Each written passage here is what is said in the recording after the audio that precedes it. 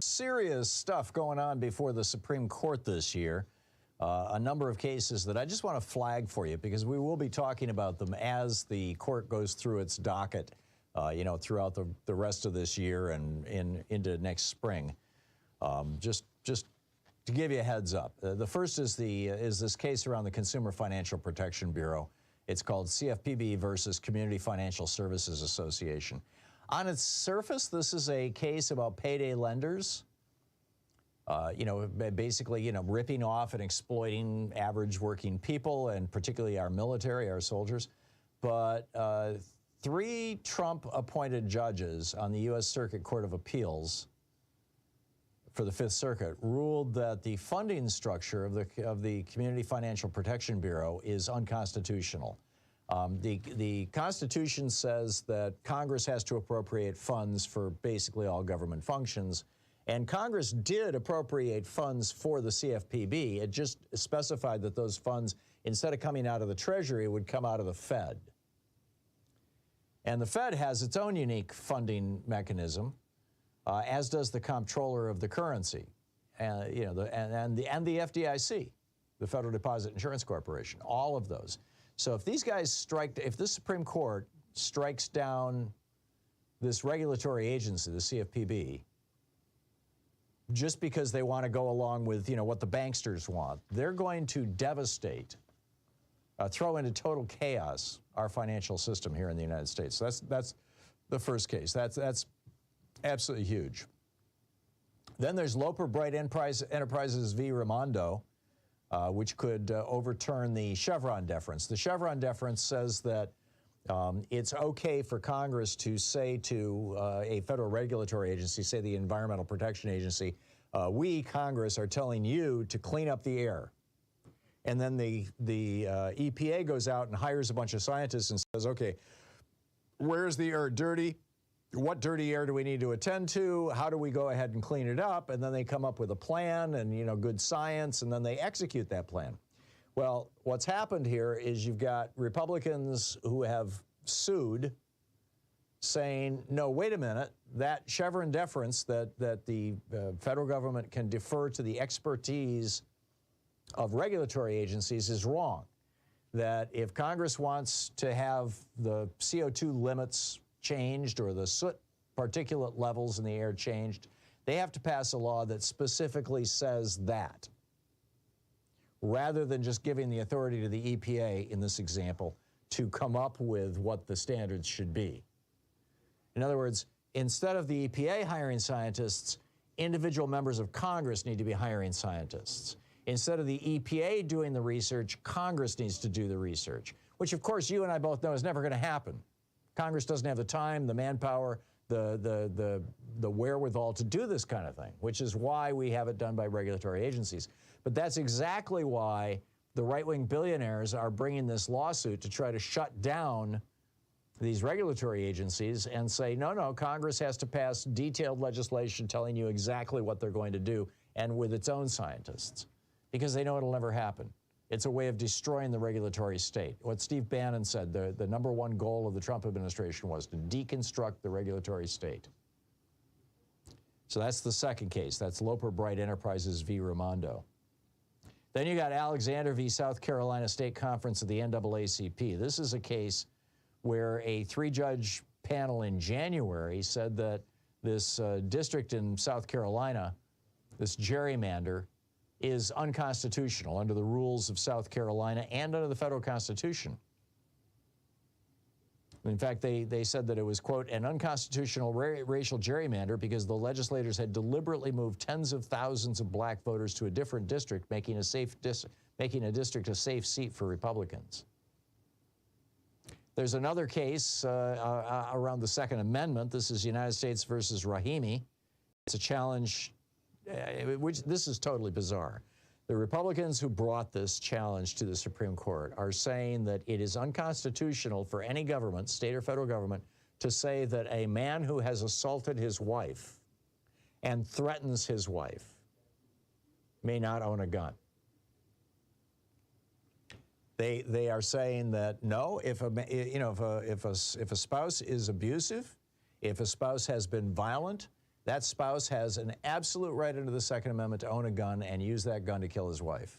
Well, the last part of that they don't include, but you know, that's where it's going to go. So that's U.S. versus Rahimi. And their rationale for this, by the way, is that because in 1789, when the Constitution was ratified, there was no such thing as a restraining order for domestic abuse, that men who are under restraining orders by their wives, or wives of their husbands for that matter, although it's far more rare, cannot be subject to restraining orders because they didn't exist in 1789. This is the logical consequence of the insanity that Antonin Scalia brought us with the Heller decision.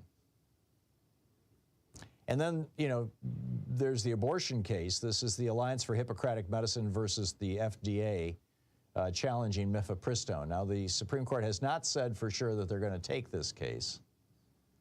And if they don't, then the availability of mifepristone across the country has been severely limited. And then, of course, there is a big tax case, Moore v. U.S., that could eliminate the ability of the federal government to charge taxes, income taxes, on foreign money that has not been realized in the United States. So lots and lots of stuff here. Clarence Thomas, you know, has recused himself from one case, but none of these ones that have to do with financing billionaires. And they're calling, you know, Common Cause and other groups, are calling for Clarence Thomas to recuse himself from these cases that involve his billionaire donors. And he's saying, I ain't going to do that. These guys paid for me fair and square. And I'm not going to, you know, go back on my deal with Harlan Crow and Paul Singer and these other guys, or at least it appears that that's essentially what Clarence Thomas is trying to say. He hasn't obviously used those exact words.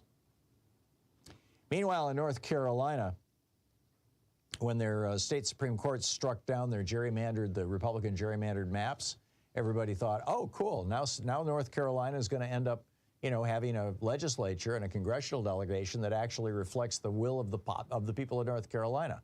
But then they had an election, and the Republicans took control of their Supreme Court, and their Supreme Court just reversed itself and said, oh, no, not only is gerrymandering fine, you can gerrymander even more severely than you have up to this point, which the Republicans in North Carolina are doing now, which brought Eric Willoughby, a senior in high school in North Mecklenburg County, Huntersville, in North Carolina, brought him before the state legislature.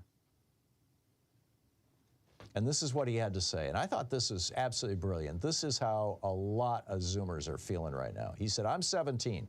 I should be spending my Wednesday afternoons with friends or family, but instead I'm here with y'all. I'm here because every single day I have to worry about which liberties Republican legislators are going to choose to gut next. They started by refusing to take action against gun violence and destroyed your right to peace of mind about something as simple as sending your child to school. Then they came for your right to make the most basic reproductive health care decisions that were right for your family and you. This time they're coming for every North Carolinian's right to fair representation. Eric Willoughby goes on to say, 17-year-old Eric Willoughby, this legislature is made up of the same people who have drawn maps that intentionally disenfranchise and limit the power of historically marginalized and minority voters. These are the same people who have proven to us time and time again, through their voting records, that they don't care. If these people cannot be trusted to protect our basic rights, how can we trust them to draw fair and impartial maps that promote a healthy and vibrant democracy? They can't. We can't trust them. The Republicans in this committee and the others in the House and Senate don't care about democracy. They don't care about fair maps. All they care about are three simple things: re-election, power, and dollar signs. This redistricting stunt is a clear power grab by Republicans in the General Assembly, so I urge you now, watch your step. Be very careful in what you choose to do, because young people like me are watching, and young people like me are fed up. Oh, interesting. In addition to bringing you the Thom Hartmann program here on Free Speech TV and Video Media Online, we also have a whole set of ways you can interact with us and tools you can use to spread the word about the importance of democracy and the threats to it in our republic. First, there's your daily homework. Sue Nethercutt puts together a daily email newsletter that has a link to every story I discuss on the air, so you can find my sources and you can share them with your friends. It's free and you can sign up at thomhartmann.com. Second, I publish my daily take every day over at the hartmannreport.com website. That's also free if you want the daily 5 days a week rant in your inbox. No ads either. Third, we have the podcasts. There's the free 1-hour version of our daily show that's advertising supported. You can find that wherever you get your podcasts normally. And then there's also the podcast of the entire 3-hour show with no advertisements, and that's available by subscription over at thomhartmann.com.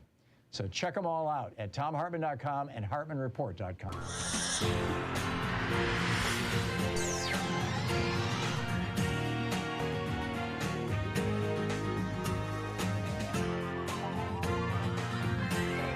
We say fight back!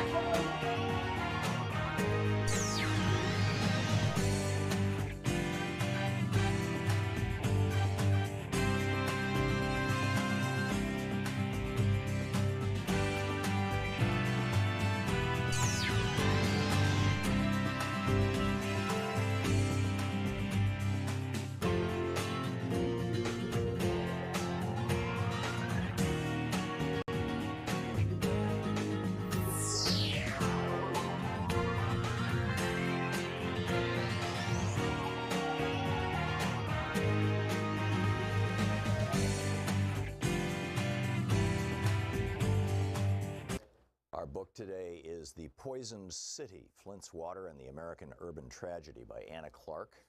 This is from the prologue. On a hot day in the summer of 2014 in the Civic Park neighborhood where Pastor R. Sherman McCathern preached in Flint, Michigan, water rushed out of a couple of fire hydrants. Puddles formed on the dry grass and splashed the skin of the delighted kids who ran through it. But the spray looked strange. The water was coming out dark as coffee for hours, McCathern remembered. The shock of it caught in his throat. Something is wrong here. Something had been wrong for months. That spring, Flint, under the direction of state officials, turned off the darkening water that it had relied on for the drinking water that it had relied on for nearly 50 years. The city planned to join a new regional system called the Carignan-Nondi Water Authority, and while it waited for the KWA to be built, it began bringing in its water from the Flint River. McCathern didn't pay much attention to the politicking around all this. He had enough to worry about with his busy parish. But after the switch, many of his neighbors grew alarmed at the water that flowed from their kitchen faucets and shower heads. They packed public meetings, wrote questioning letters, and protested at City Hall. They filled clear plastic bottles in their taps to show how the water looked brown or orange and sometimes had particulates floating in it. Showering seemed to be connected with skin rashes and hair loss. The water smelled foul. A sip of it put the taste of a cold metal coin on your tongue. But the authorities said everything was all right and you could drink it, so people did, McCathern said later. Residents were advised to run their faucets for a few minutes before using the water to get a clean flow. But as the months went by, the city plant tinkered with treatment and issued a few boil water advisories. State environmental officials said again and again that there was nothing to worry about. The water was just fine. Whatever their senses told them, whatever the whispers around town, whatever Flint's troubled history with powerful institutions telling them what was best for them, this wasn't actually hard for people like McCathern to believe. Public water systems are one of this country's most heroic accomplishments, a feat so successful that it's almost invisible.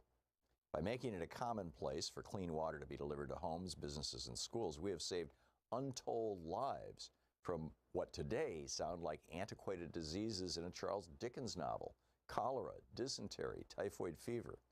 Here in Flint, it was instrumental in turning General Motors, founded in 1908 in Vehicle City, as the town was known, into a global economic giant. The advancing underground network of pipes defined the growing city and its metropolitan region, which boasted of being home to one of the strongest middle classes in the entire United States. McCathern is a tall, bald man with a thin mustache and a scratchy rasp in his baritone voice. At the time of the water switch, he had led the non-denominational Joy Tabernacle Church for about 15 years. It was founded in the YMCA in downtown Flint, where it held baptisms in the swimming pool. But in 2009, it made a home in Civic Park, where a Presbyterian church closed after 85 years and gave its sanctuary over to the young and hopeful congregation. By then, Civic Park, one of America's oldest subdivisions, was a desert of deserted, historically significant homes, the pastor said. Built between 1917 and 1919 by General Motors and DuPont and Company, along curving tree-lined boulevards, the tidy houses were designed for Flint's auto workers and their families. But over the years, the neighborhood was blighted by vacancy. Empty 2 stories with lurching front porches and crumbling roofs sat alongside crisply painted homes where Flint residents, they sometimes call themselves Flintoids or Flintstones, still live their lives. When the sound of gunshots on the street outside interrupted services, McCatherine gave a nod to the church musicians, urging them to play louder. Some called Joy Tabernacle a thug church, he said, but McCatherine saw the good. The young men filling his pews built a proud society, if not by getting their names on the honor roll, then by tagging their names with spray paint. In the end, people just want to be seen. The ghosts of the past went well beyond Civic Park. Between General Motors and the United Auto Workers, the city had been a flourishing hub for American innovation. There were more than 100 different manufacturing establishments in town. 10 of them employed at least 1,000 people each. And they not only made automobiles, but paints, varnishes, tools, dyes, cotton, textiles, and a wealth of other products.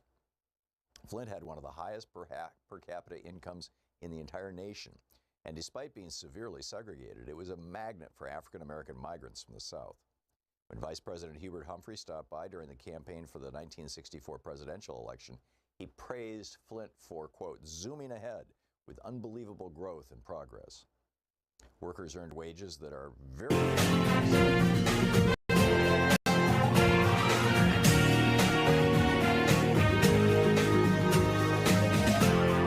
This is the Thom Hartmann Program. Hey, happy Tuesday. It's not a happy Tuesday in the Middle East, though. It's just terrible, terrible stuff going on. Did Hamas somehow get inside information about Israel's defenses from a Trump leak? I mentioned this yesterday, and it is spreading. I'll tell you about that. The meme, the idea, the thought. Also, how much harm is Tommy Tuberville doing to the world with his military blockade? And also in the first hour of our program today, Jim Jordan tried to help Donald Trump with the January 6th attempted coup. As convicted January 6th insurrectionists sit in jail, are the Republicans seriously considering putting Jim Jordan in as Speaker? I mean, you know, and by the way, who is the current Speaker of the House and what does that tell us about the GOP? In the second hour of our program, red state conservatives are dying thanks to the people that they vote for. Republicans aren't just at war with each other in the U.S. House of Representatives. They've been quietly at war with their own constituents for decades. And a geeky science in our second hour. An addiction to ultra-processed foods affects 14% of people worldwide, probably more than that here in the United States. And in the third hour of our program, Michael Tomasky is going to be with us. He says, I never thought I'd live to see democracy die, but now I wonder. He's the editor of the New Republic. So we'll be talking about all those things and with Michael in the third hour as we go through the program today. And of course, your calls on this and other topics. My op-ed today over at HartmannReport.com is titled, Did Hamas somehow get inside information about Israel's defenses from a Trump leak? You know, it's basically, we talked about this yesterday, and you know, Donald Trump, in May of 2017, he was in office for 4 months, and he fired the director of the CIA, the director of the FBI. And after doing so, he brings in, I mean, literally the next day, he brings in Sergei Lavrov, the Russian foreign minister, and Kislyak, the Russian ambassador to the United States, brings them into the Oval Office for a private meeting and gives them intelligence that he had received or we had received from Israel. We still don't know exactly what that intelligence was. There are some suggestions it might have had to do with terrorist plans to blow up planes with laptops. But we just don't know. But he gave intelligence to the Russian ambassador and the Russian foreign minister that literally we had not shared with any other country, that we had received from Israel. And this wasn't, the only time that he had these secret conversations with Russians. He had 19 phone conversations with Putin himself. He had a 2-hour meeting with him in Helsinki. Shortly after that, he demanded from his director of national security a list of all of our spies around the world. A little less than a year after that list was delivered to Donald Trump, the CIA reported that their spies started dying, dropping like flies all around the planet. I think that we have a major traitor in Donald Trump. And I'm just astonished that we have done such a terrible, frankly, pathetic job, particularly Merrick Garland in the first 2 years of the Biden administration, a pathetic job at holding him to account for this stuff. I told you about my tweet night before last, Sunday night, as I was crawling into bed. I thought, I'll toss this out and see if, anybody nibbles at it. I tweeted, Hamas apparently knew how to get around Israel's Iron Dome defenses. They probably learned this from Iran. Iran almost certainly got the information from Russia. And who gave it to Russia? Sure looks like it was Donald Trump at the request of Putin. And then I linked to that May 2017 article in the Washington Post talking about that meeting that Trump had with the Russian ambassador and the Russian foreign minister. Right after he had fired Jim Comey, the head of the FBI. I mean, in fact, that's how he opened the meeting. I just fired James Comey. Congratulate me, Russia, essentially is what Trump was saying. That tweet has now got almost 3 million views, and I'm still getting, by the thousands, hate mail and hate emails and hate tweets and hate direct messages and hate everything. It's nuts. It's clear to me that the Republicans are absolutely hysterical that anybody should suggest that Donald Trump is a traitor, that Donald Trump might have some complicity in these attacks in Israel right now. But it sure is clear to me that there's a very high probability that these attacks would not have happened had Donald Trump not been president. And now you've got the GOP trying to lie their way out of this. They're trying, Tim Scott tweeting that, this is all Joe Biden's fault because he's negotiating with Iran. And, this morning on Morning Joe, Ron DeSantis tried it again, it's money is fungible and $6 billion to Iran. No money has gone to Iran yet. This was, by the way, South Korean money that was frozen. But, Iran is supporting it. And then on top of this, we've got, Republicans in the House of Representatives and in the United States Senate who are doing everything they can to kneecap the American government, which, is pretty awful. You've got Tommy Tuberville. We're sending ships into the Gulf, into that region,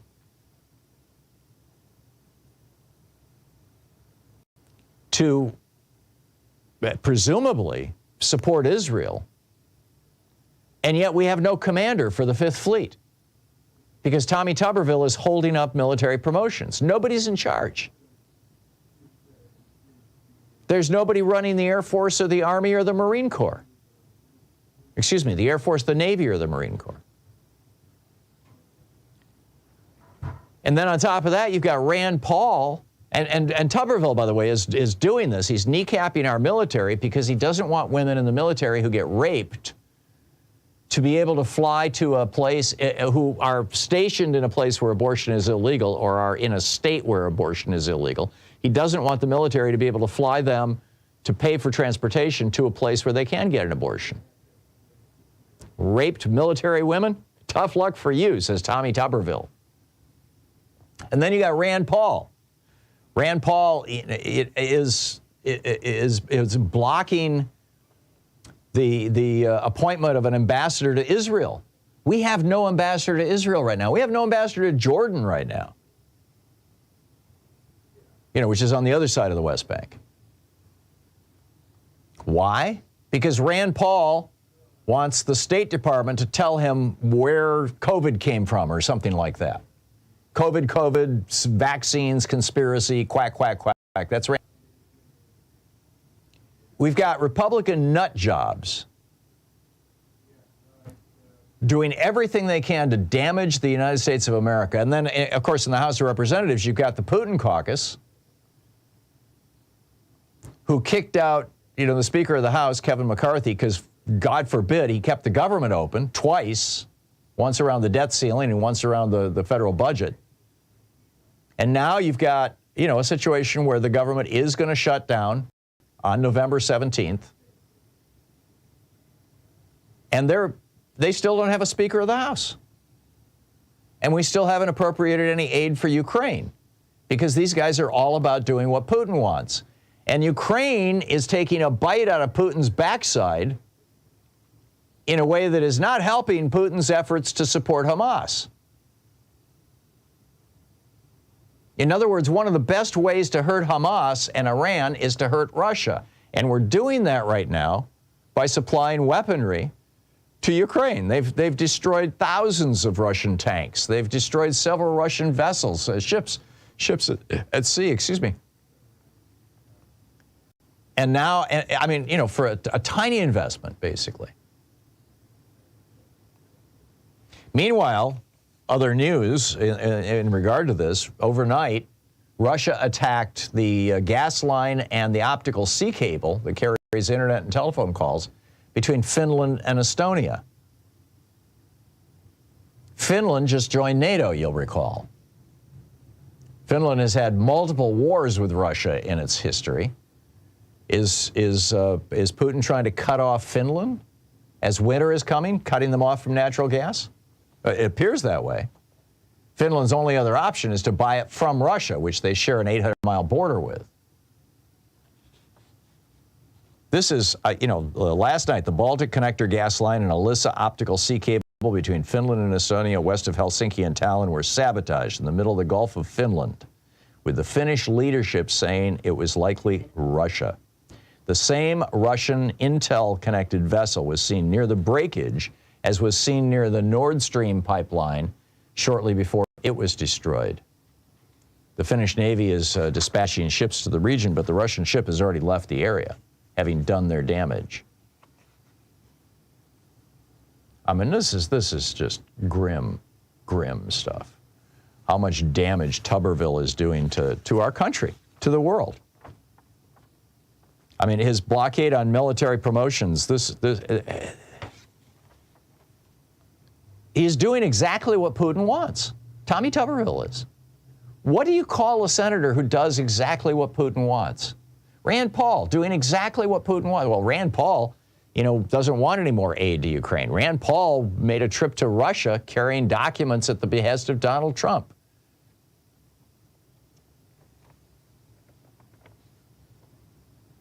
And then Senator Jack Reed, the chair of the Armed Services Committee, said in a statement, the severity of the crisis in Israel underscores the foolishness of Senator Tuberville's blockade.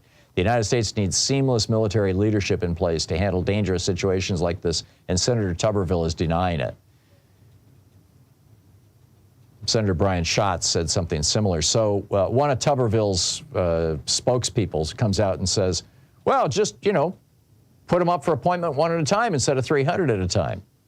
As Joan McCarter noted over at Daily Kos, quote, it could take the Senate weeks to work through each nomination, even if they were devoting all day, every day to process them. That's why the Senate normally takes up these routine promotions and nominations in blocks with voice votes that are unanimously approved. But Tuberville is denying unanimous approval. He's saying, no, you can't do that. This is crazy. Meanwhile, Israelis, the fascinating story, are feeling abandoned by their own government. And Jim Jordan. Jim Jordan wants to be Speaker of the House, and it turns out he was up to his eyeballs on January 6th. I'll tell you about those two stories on the other side of this break. It's 18 minutes past the hour here on the Thom Hartmann Program, the place where smart people get their news. Stay with us.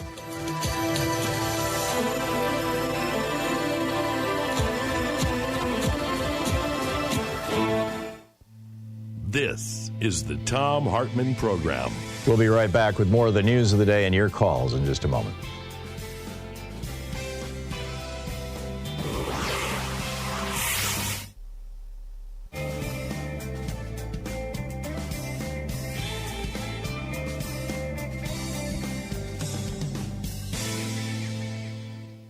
Welcome back. Scott in Oakland, California. Hey, Scott, what's on your mind today? Hey, Tom, thanks for taking my call. I'm calling about the similarities between the attack from Gaza on Saturday and the Tet Offensive in 1968, February 68, where the Viet Cong had no hope, or North Vietnam using fighters in the South called the Viet Cong. I don't agree necessarily that was propaganda. Anyway, to call them Viet Cong because they were the Viet Minh, and we supported the Viet Minh in World War II. Anyway, complicated. But anyway, so during the Tet Offensive, they had no chance of overthrowing the Saigon government at that time. It was to influence American opinion, okay? So in an attempt to influence opinion, and they were successful in 68. So is this attack out of Gaza, what is its purpose? Is it to influence? Is it to punish? Is it for revenge? To take hostages, to inflict damage? They have no chance of winning. It's basically a suicidal mission, just like Tet. Right. So if you think about what the target is here, I think the target is democracy, okay? They want to prove that democracies cannot defend their people. Hamas does not want democracy. Oh, you mean they're going after democracy? I see. Yeah, they're going after the Israeli democracy. Yeah, okay, that makes a lot more sense. So Hamas has not had an election in 17 years. Right. There is no. So and if there was one, it would be a joke. It would be rigged. That brings me to my second point. I remember I've been following Hamas for a long, long time, okay?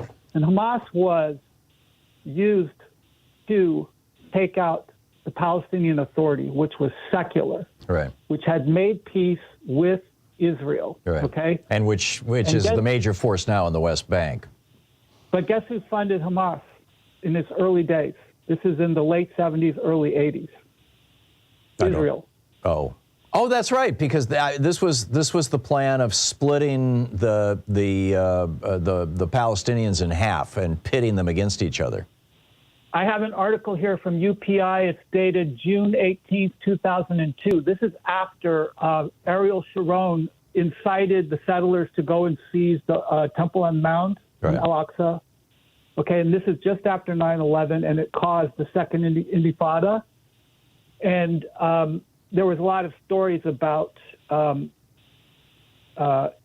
militancy in the West Bank and Gaza. And one of the stories that came out was the funding of Hamas, and it was used to split, to destroy the Palestinian Authority. Right. And this is a story. Tony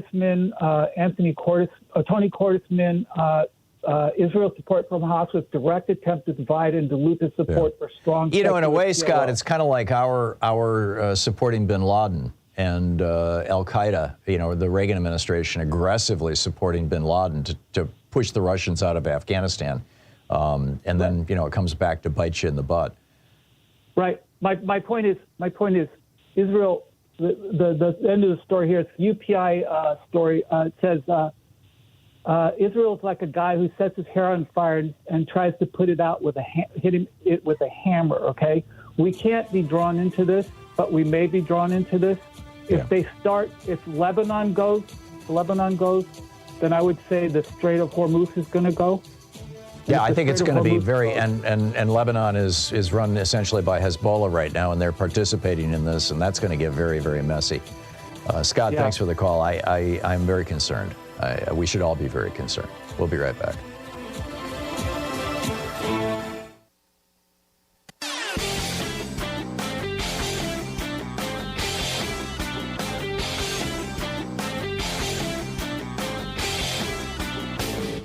Change starts with you. You can be calling your Democratic or Republican representatives to let them know what you think by calling 202-224-3121. It's the Capitol switchboard. It'll get you right. So back in 1933, when Franklin Roosevelt became president, we were in the depths of the Great Depression. He raised the top income tax rate on billionaires from 25% to 90%. The ultra-rich were screaming, and here's what he had to say. A number of my friends who belong in the very high upper bracket have suggested to me on several occasions of late that if I am re-elected president, they will have to move to some other nation because of high taxes here. Now, I will miss them very much. He just took it right to them, right? Now, what came out of that was the world's largest and fastest growing and first major middle class. We can do this again. We just have to raise taxes on rich people. It's pretty straightforward. There's a whole article about it over at HartmannReport.com. Check it out.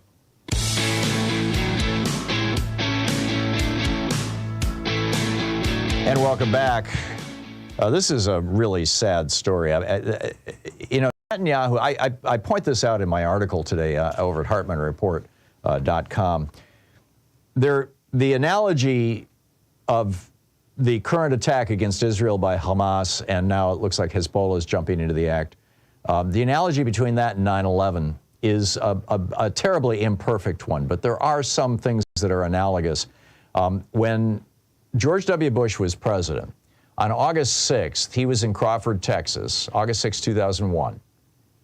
He was in Crawford, Texas, and the CIA flew a guy in a private plane all the way down to Crawford, Texas to hand deliver to him a presidential daily brief that was headlined, "Bin Laden determined to strike within the United States." George Bush's response was not to head back to Washington, D.C. immediately and call his cabinet together and put into place ways to protect the United States and double the security at our airports. He didn't do any of that stuff. Instead, what he did was he said, "I'm going to take a vacation." Now, he was already on vacation when he got this. This was August 6th. September 11th was more than a month later. Instead, what George W. Bush did is he took the longest presidential vacation in the history of the American presidency. And he took it in Florida. He left Crawford, Texas, and went to Florida, where his brother, on August 24th, 2001, declared a state of emergency and locked down the state. And that's where George W. Bush was sitting, reading My Pet Goat on 9/11. Because he was afraid to go back to Washington, D.C., because he knew D.C. was one of the targets. And in fact, probably the plane that went down in Shanksville, Pennsylvania, was heading for the White House, maybe the Capitol building, one or the other. That did not stick to George W. Bush. That intelligence failure and that failure to do anything about the intelligence, it really wasn't an intelligence failure because we knew something was coming. But the failure to do anything about it by the Bush administration was completely ignored, by and large, because the Democrats didn't want to politicize the disaster of 9/11. Netanyahu appears to have had the similar, he was warned by at least 2, possibly 3 different governments in the region that this attack or something like it was coming. And, instead he's been working to eviscerate his Supreme Court and to turn himself into a little mini dictator for Israel. He's been too busy. Also defending himself. I mean, he's looking at going to prison for corruption. I don't think that the Israeli opposition is going to be as deferential to Netanyahu as the Democrats were to George W. Bush in 2001. So it's going to be interesting to see if Netanyahu survives this. You're listening to the Thom Hartmann Program. Call 202-808-9925. But throughout it all, a lot of Israelis are seriously pissed off. I'll tell you a little more about that and Jim Jordan on the other side of the break, and I'll pick up your calls, so stay with us.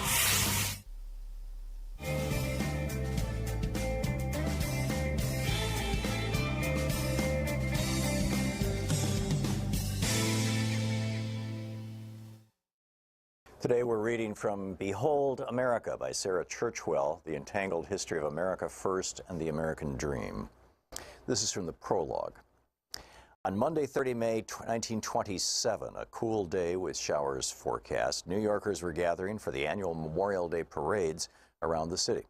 It was only 9 years since the end of the European War, into which America had been so reluctantly drawn and Europe had suddenly become closer than ever before.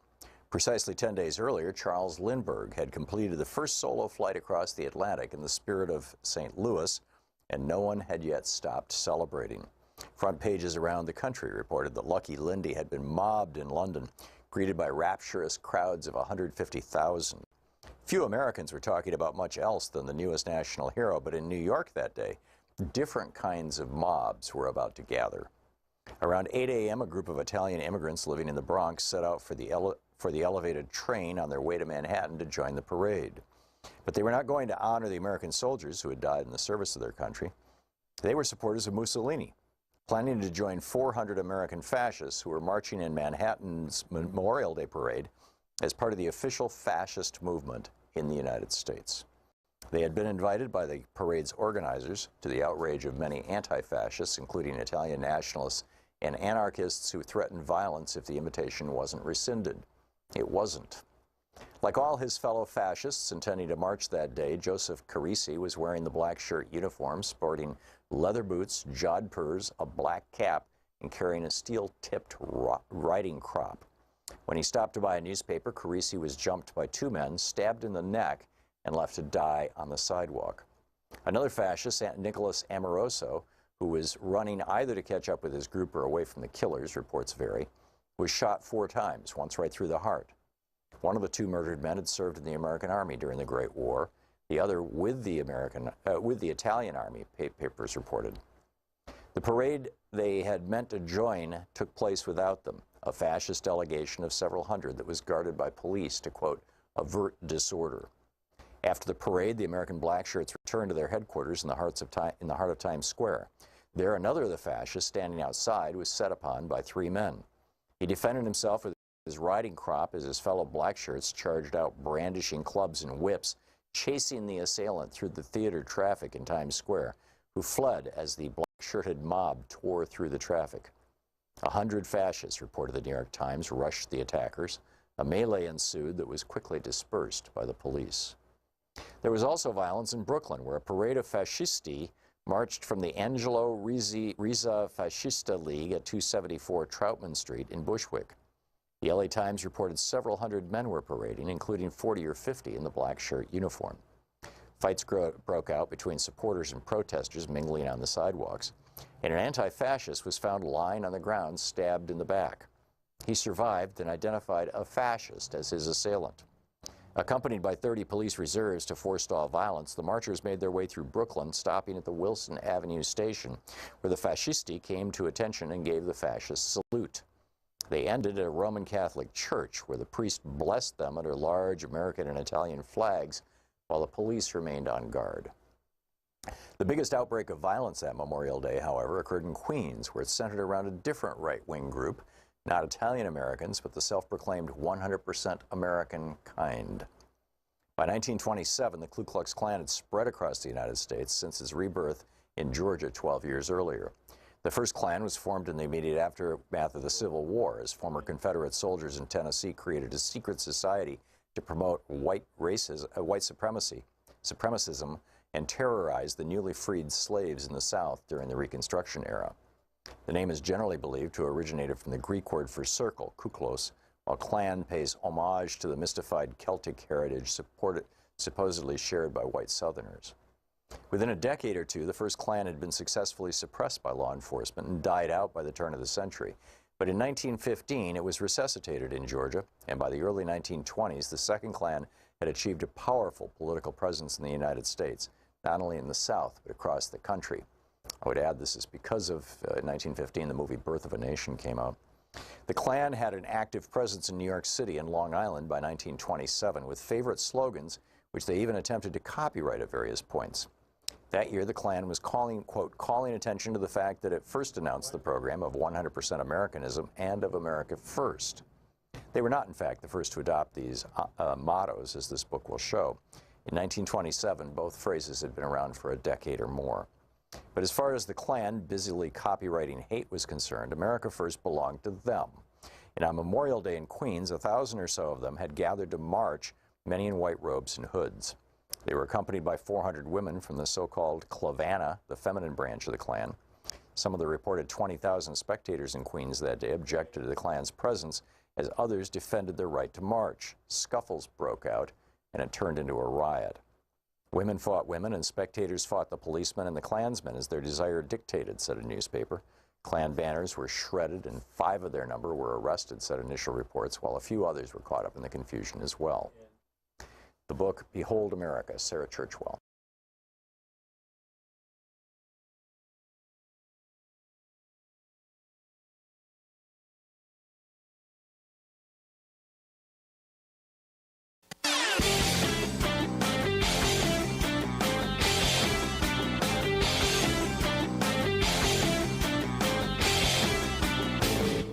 Did you know that every weekday we send out an email before the show giving you all the topics coming up so you can be fully informed and ready to interact with our program? Or that after the show we send out Sue's Stack, a list of every topic I've discussed along with clickable hot links to every source of information I've shared with you on the air? It's all completely free and available over at tom.tv, THOM.tv. Check it out.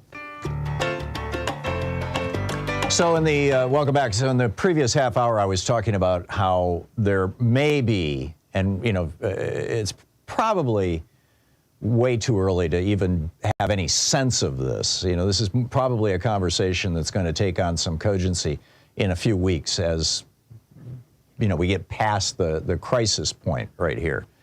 But whether or not yet Netanyahu is going to politically survive this the way George W. Bush did, being warned and ignoring the warnings, basically. And there's a piece in the Times of Israel this morning that I was reading that really shocked me. I'll just share a couple of paragraphs with you. It was, they thought, an ironclad social contract. Israeli citizens would serve in the military and live along enemy borders. In exchange, the army would defend them. That contract was shattered Saturday when hundreds of Hamas terrorists breached Israel's defenses from the Gaza Strip, pouring in by air, land, and sea in a murderous rampage that would leave hundreds dead. And then, they go on to point out that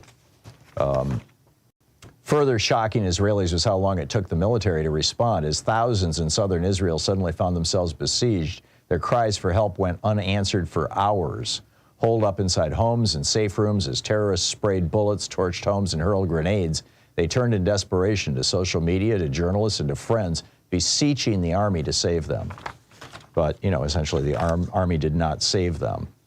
Amir Taban wrote an article telling about the rescue for his newspaper Haaretz. He says, the terms of the contract between us and the state had always been clear. We protect the border and the state protects us. We fulfilled our share of the deal heroically. For all too many of our beloved friends and neighbors on this black day of Saturday, October 7th, the state of Israel did not fulfill its share. I had no idea that many, if not most, of the people living near Gaza were actually Israeli military who essentially volunteered to live there, in exchange for protection from the army. It's amazing. The final thing I wanted to share with you is about Jim Jordan, and then I'll pick up your calls here. Jim Jordan, today, tomorrow, Wednesday, one of these 3 days here, excuse me, tomorrow is Wednesday. Today, tomorrow, Thursday. The GOP is meeting behind closed doors right now. The Republicans in the House of Representatives, they're meeting behind closed doors, and they're trying to come up with a Speaker of the House. And right now, the battle is between Jim Jordan and Steve Scalise. It's between the guy who, is alleged to have covered up sexual abuse at the University of Ohio, or Ohio State, rather, and the guy who calls himself David Duke without the baggage. It's a tough one, right, for Republicans. Gee, who do we take? Well, I don't want to characterize them beyond that, but it turns out that Jim Jordan, who is the most likely candidate, and he's the guy that Trump wants. Trump has come out and put his thumb on the scale for Jim Jordan. Jim Jordan was called out specifically in the report from the January 6th committee, this 845-page report. He, by the way, he released his own counter report, bizarrely. But the January 6th committee's report, these are actual quotes from the bipartisan January 6th committee. Quote, Jim Jordan was a significant player in President Trump's efforts. He participated in numerous post-election meetings in which senior White House officials, Rudy Giuliani and others, discussed strategies for challenging the election. Chief among them claims that the election had been tainted by fraud. On January 2nd, 2021, Representative Jordan led a conference call in which he, Trump, and other members of Congress discussed strategies for delaying the January 6th joint session.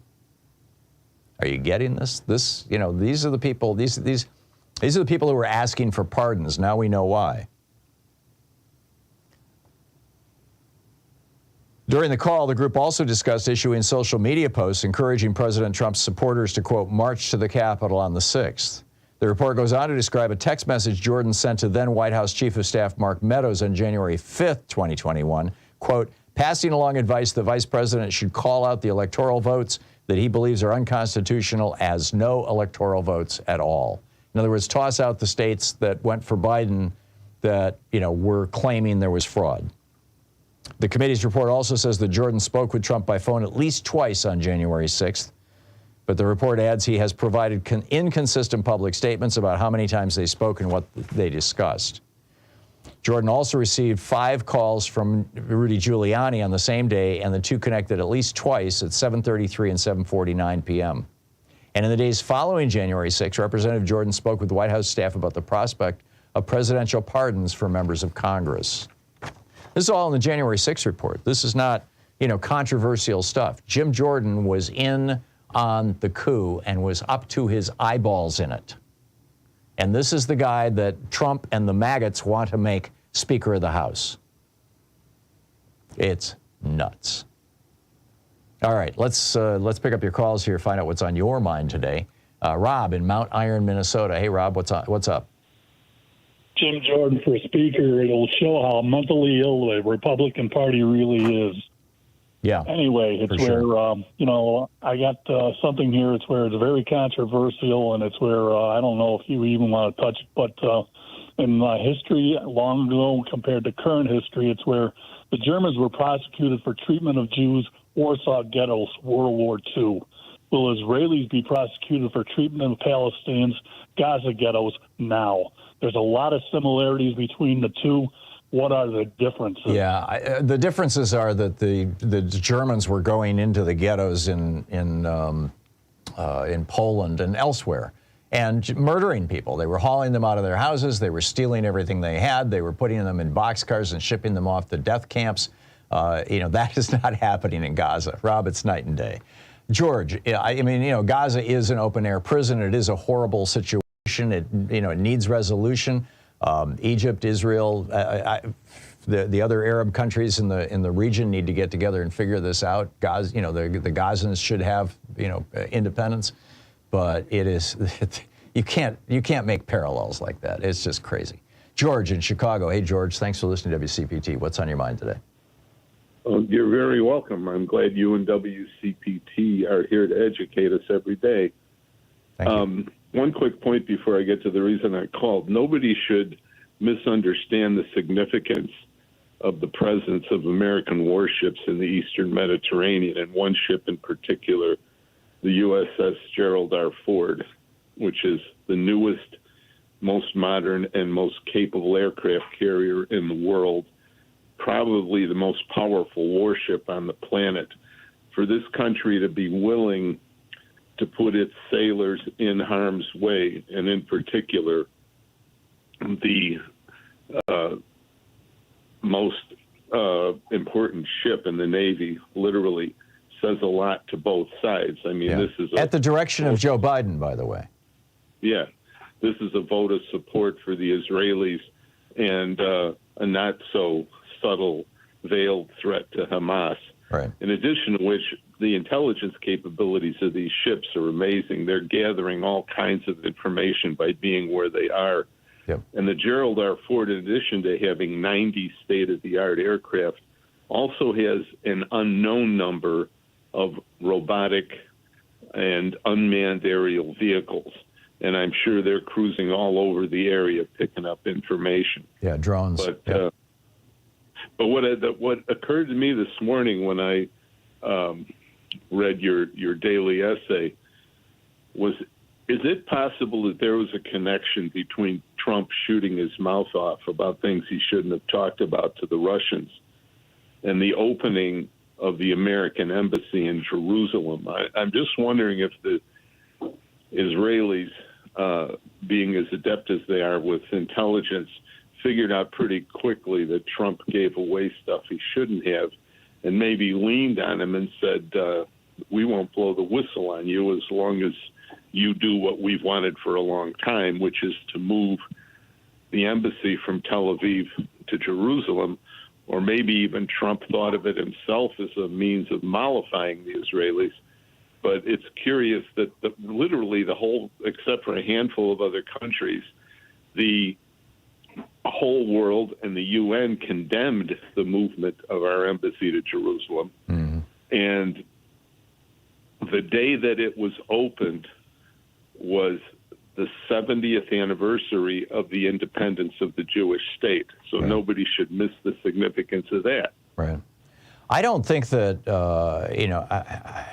first of all, I don't know, George. I don't think any of us know or could guess. But my take on it at the time, and we talked about this on the air, was that this was Trump reaching out for the Jewish vote in the United States. That more than trying to butter his bread with Israel. But I suppose it's not inconceivable that Israel could have gone to him and said, "You screwed us. This is what we want." I think that probably they would have gotten something much more significant than that, than moving the embassy. But if they did, I just don't. I don't see international diplomacy running that way. But I could be wrong. I don't know. George, thanks for the call. It's an interesting question. It's 45 minutes past the hour, 15 minutes before the hour here.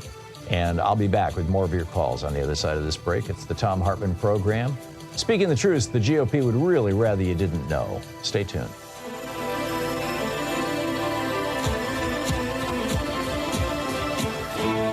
You're listening to Thom Hartmann. Visit ThomHartmann.com for audio and video archives. We'll be right back with more of your calls in just a moment.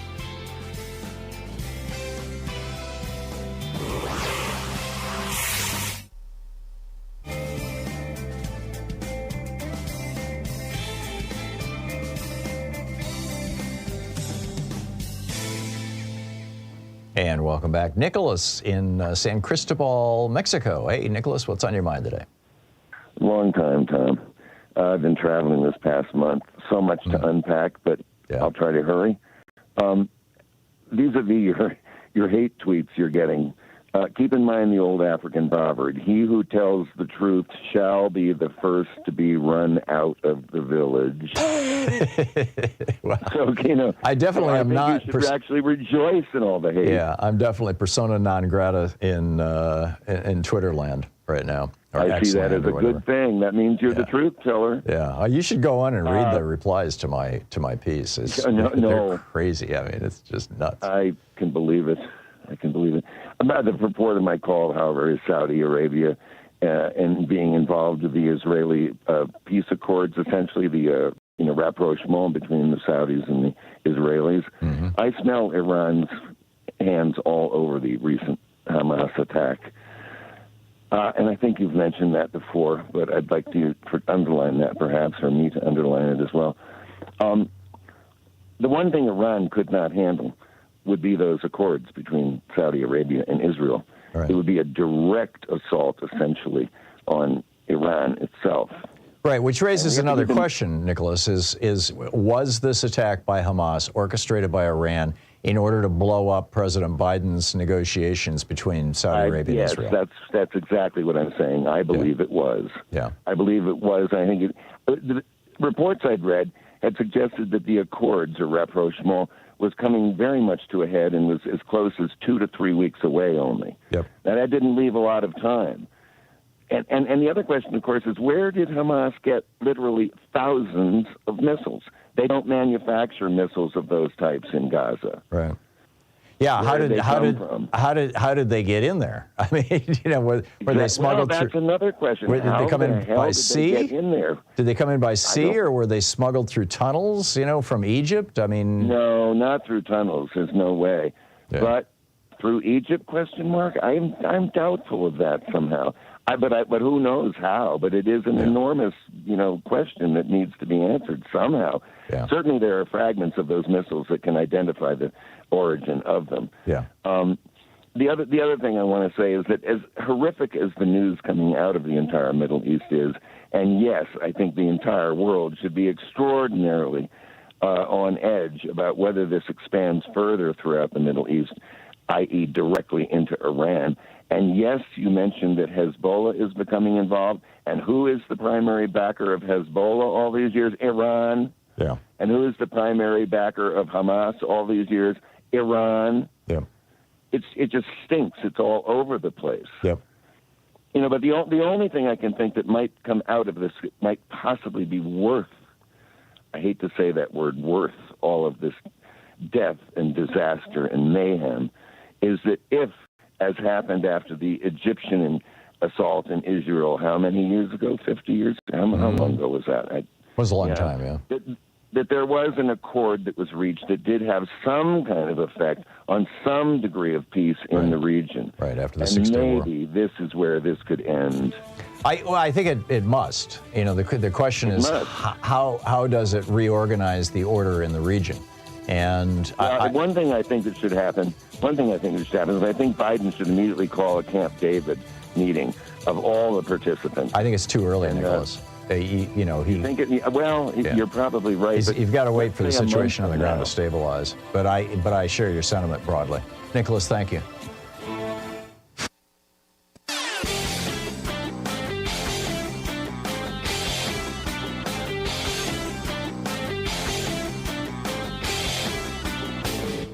Help support progressive radio. If you're listening to us on a commercial station, call their advertisers and let them know you're listening. If you're listening to us on Pacifica, one of our many nonprofit stations, please support them when they do their fundraising drives. Thanks for supporting Progressive Talk Radio and tag you're it.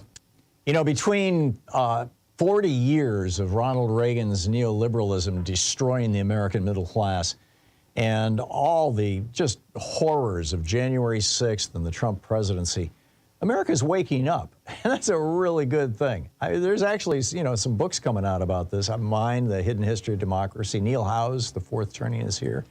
And it looks like a moment of American renaissance is upon us, if our media doesn't screw it up, which raises the question, can we have democracy and Fox News? Can the two coexist? Like, when Fox News runs chyrons saying that essentially Joe Biden is a wannabe dictator who's throwing Trump in jail because he's his political opponent. There's a whole rant about this and an in-depth analysis of what can we do with regard to repairing our media here in the United States over at HartmannReport.com. I think you'll find it interesting. Check it out.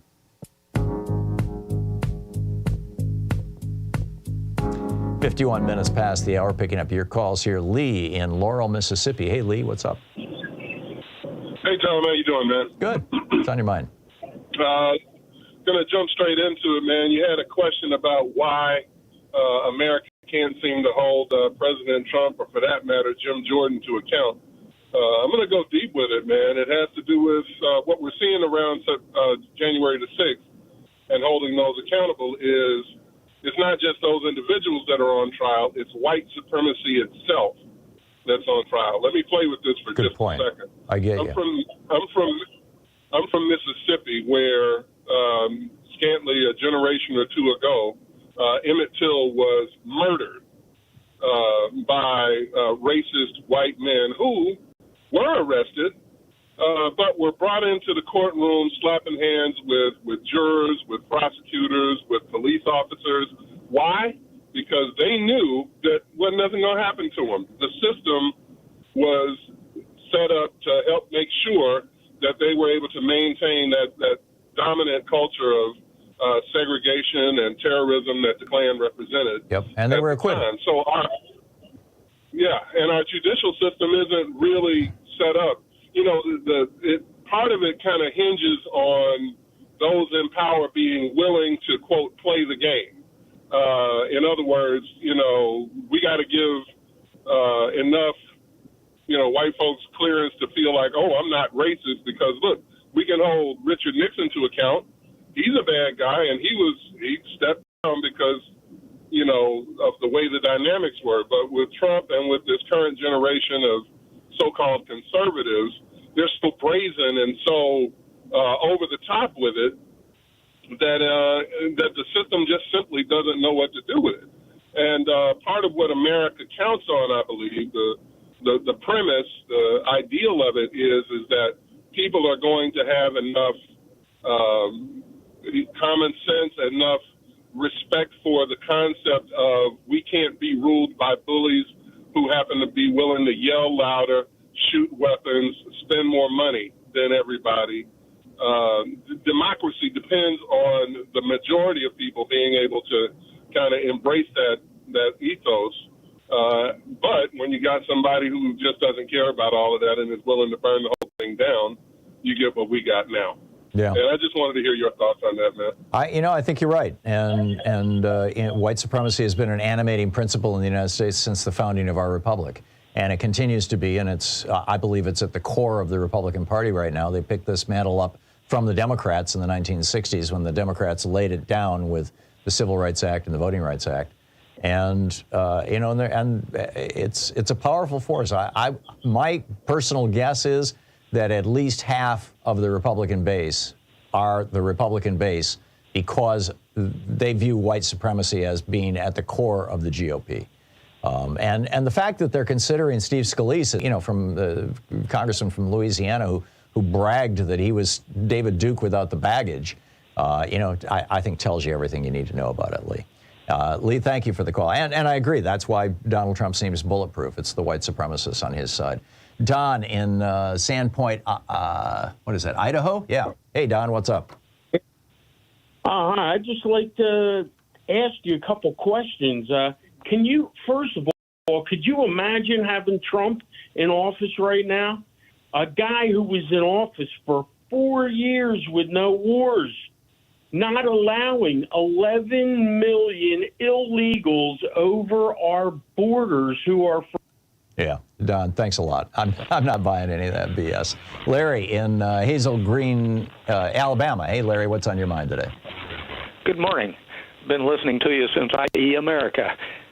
Well, thank you. I just wanted to remind everyone that back in 2007, former President Carter wrote a book about Palestine. It was Peace, Not Apartheid. That's right.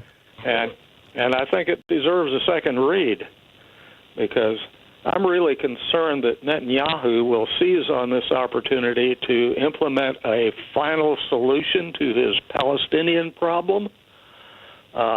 He intends to pulverize Gaza, and with no water, electricity, fuel, or food, and winter weather coming on, and probably disease, it could be a very dark winter. It's going to be really. I'm guessing that the majority of people living in Gaza are not politically engaged. That they're just, like people all over the world. They're just trying to get by, trying to raise their kids, trying to have a normal life.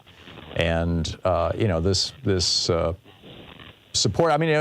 For example, an enormous amount of money has been given to Hamas in Gaza to try to rebuild the Gaza Strip, and instead, what do? They use the money to buy weapons.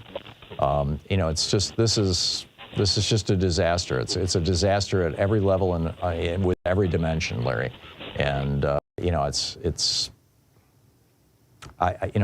just breaks my heart. I don't know how to say it beyond that. It just breaks my heart.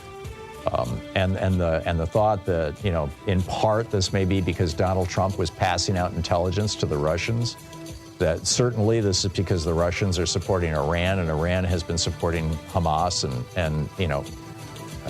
it's just a tragedy. We'll be back. Let's see, what's up? Oh, red state conservatives are dying thanks to the people they vote for. I'll tell you about that after the break. You're listening to Thom Hartmann.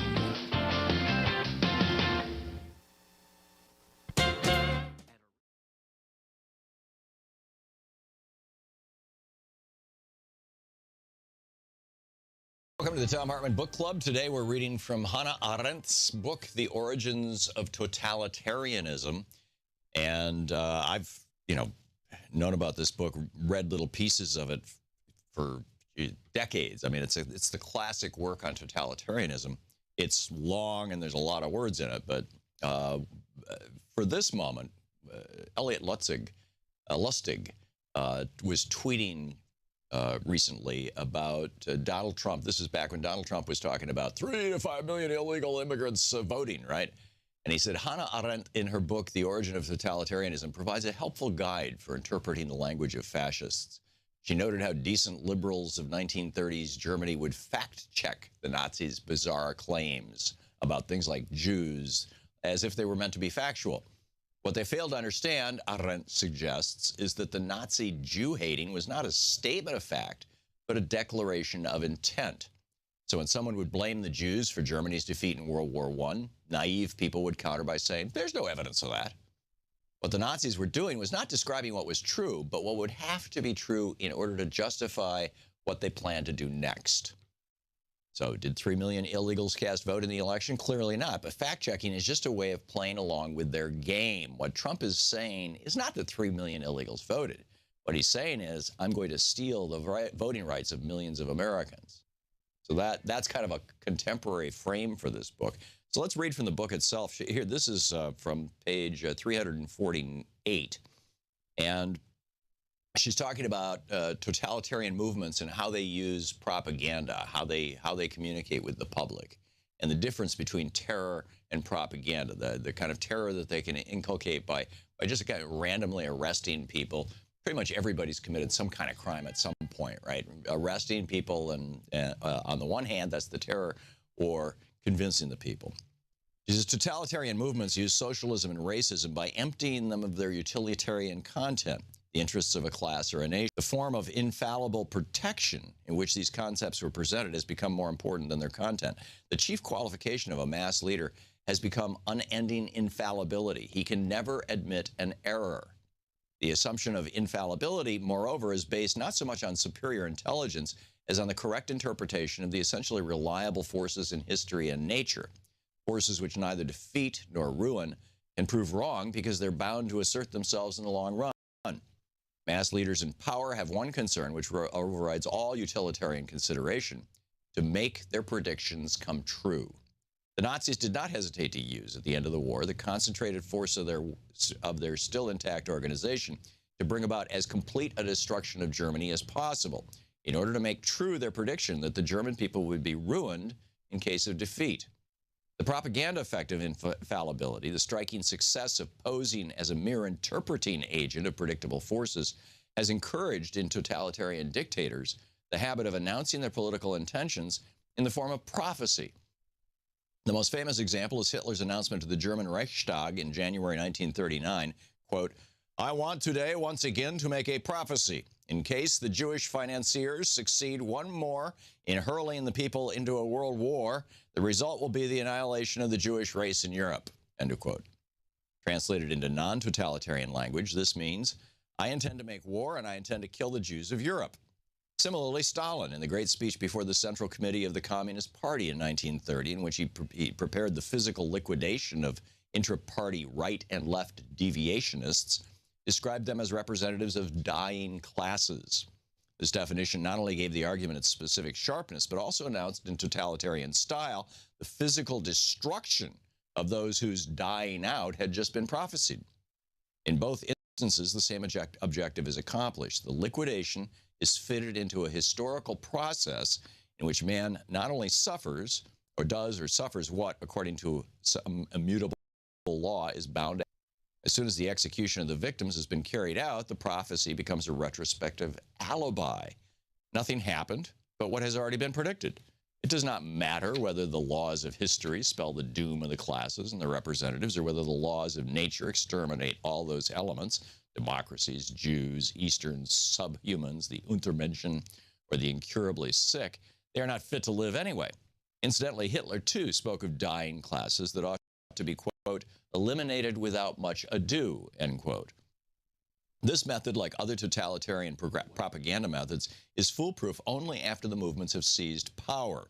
Then all debate about the truth or falsity of a totalitarian dictator's prediction is as weird as arguing with a potential murderer about whether his future victim is dead or alive, since by killing the person in question, the murderer can provide prompt proof of the correctness of his statement. The only valid argument under such conditions is promptly to rescue the person whose death has been predicted. Before mass leaders seize the power to fit reality to their lies, their propaganda is marked by its extreme contempt for facts as such, for, in their opinion, fact depends entirely on the power of the man who can fabricate it. The assertion that the Moscow subway is the only one in the world is a lie only so long as the Bolsheviks have not the power to destroy all the others. In other words, the method of infallible prediction, more than any other totalitarian propaganda device, works. In the book, Hannah Arendt, The Origins of Totalitarianism.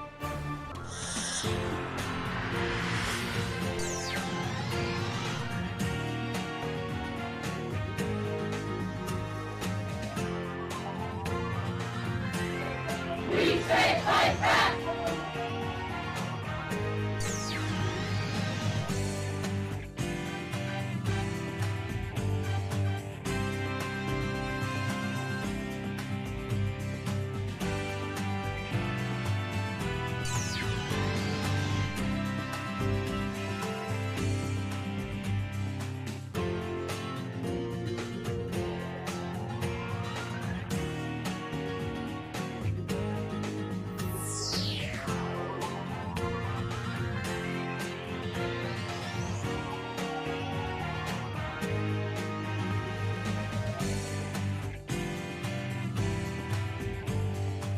In addition to bringing you the Thom Hartmann program here on Free Speech TV and Video Media Online, we also have a whole set of ways you can interact with us and tools you can use to spread the word about the importance of democracy and the threats to it in our republic.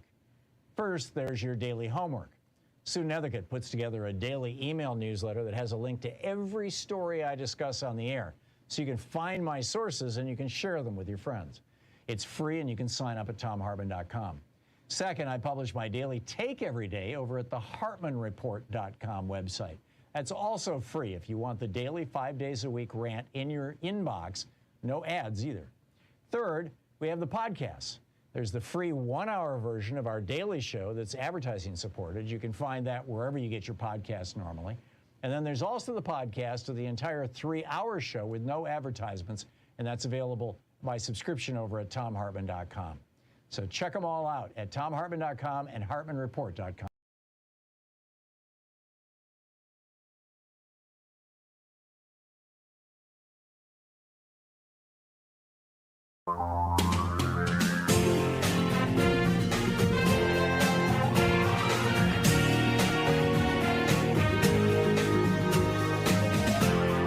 This is the Thom Hartmann Program. Welcome back to the second hour of our program. Just, it's been an intense week, and it's going to get more intense, I think, as the week goes on. So Friday, we are planning to take an hour break from all this craziness and talk about our dogs and cats and parakeets and turkeys and ducks and geese and, whatever you may have that's a pet. We've got, herons and cranes and whatever. Dr. Marty Goldstein is going to be with us for a full hour taking your calls. He's the author of the book, The Spirit of Animal Healing, and he will be with us for that hour. So just an FYI, he will be taking calls from listeners. We'll also be taking calls or taking questions on Facebook. So just an FYI about that. Over at Lever News this morning, this is David Sirota's newsletter. Andrew Perez, one of his writers, is writing about the current Speaker of the House, Patrick McHenry. Now, first of all, Patrick McHenry is only the Speaker of the House in name. He is kind of the Speaker pro tem, as it were. There had to be. This comes out of when they had those 15 votes for Kevin McCarthy. And there was no speaker for, a week or so. And I forget how long, how many days it was, but whatever. And because there was no official speaker at that time, the House literally could not conduct business.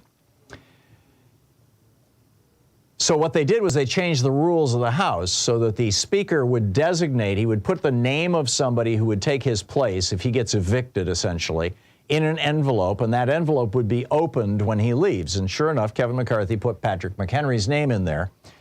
And so, he has the ability to kind of gavel into order and out of order the House. There's a couple things he can do, but he can't do a lot of the really fancy stuff that a speaker does. He has very, very limited powers. But it's still worth asking the question, who is this guy that Kevin McCarthy put in charge of the House of Representatives, this Patrick McHenry guy? He's a Republican from North Carolina. This is his 10th term in Congress. He's been in Congress 20 years. Last year, he raised, in the first half of this year, he raised a total of $856 from small donor contributors. $800. So how does somebody stay in Congress only raising $800 from their constituents? Well, he raised $1.5 million from a handful of industries that he seems to be doing bidding of every single day in Congress. The rest of the money that he came, over 90% of the campaign cash McHenry has raised this year came from executives in the financial, banking, cryptocurrency, and real estate industries, lobbyists and political action committees, and payday lenders and debt collectors. This is big finance's guy in Congress. Those donations, Andrew Perez writes, have coincided with McHenry as chairman of the House Financial Services Committee this year, pushing to weaken regulations designed to rein in some of these industries. He's spoken out against a new rule that the Securities and Exchange Commission wants to put into place to protect investors. He has stymied efforts at the SEC to require public companies to disclose the risks that climate change poses to their businesses. He's one of about 50 lawmakers who raised less than 1% of their campaign cash in small donations in the last cycle. Almost all of them are Republicans. 60% of lawmakers received less than 10% of their fundraising hauls from small donors. That includes, a substantial handful of corporate Democrats. McHenry's top career source of cash, writes Perez, has been the securities and investment industry, followed by the insurance, banking, real estate, and finance industries, according to Open Secrets. Know your congressman, right?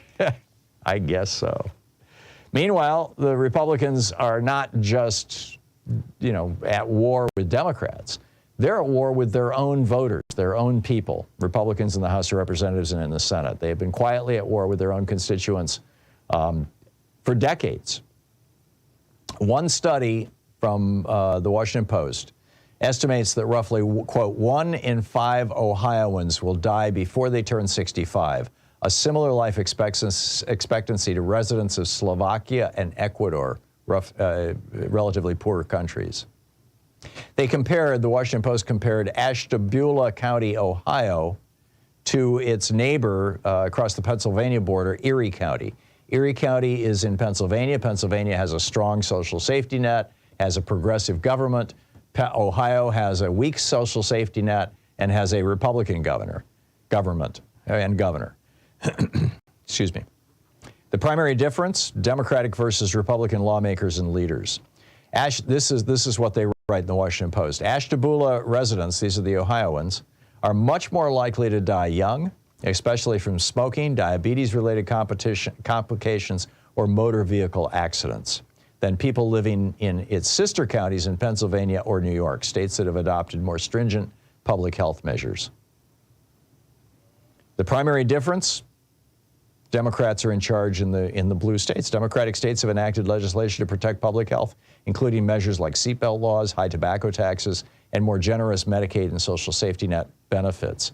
Ohio and other Republican-controlled states have not done that.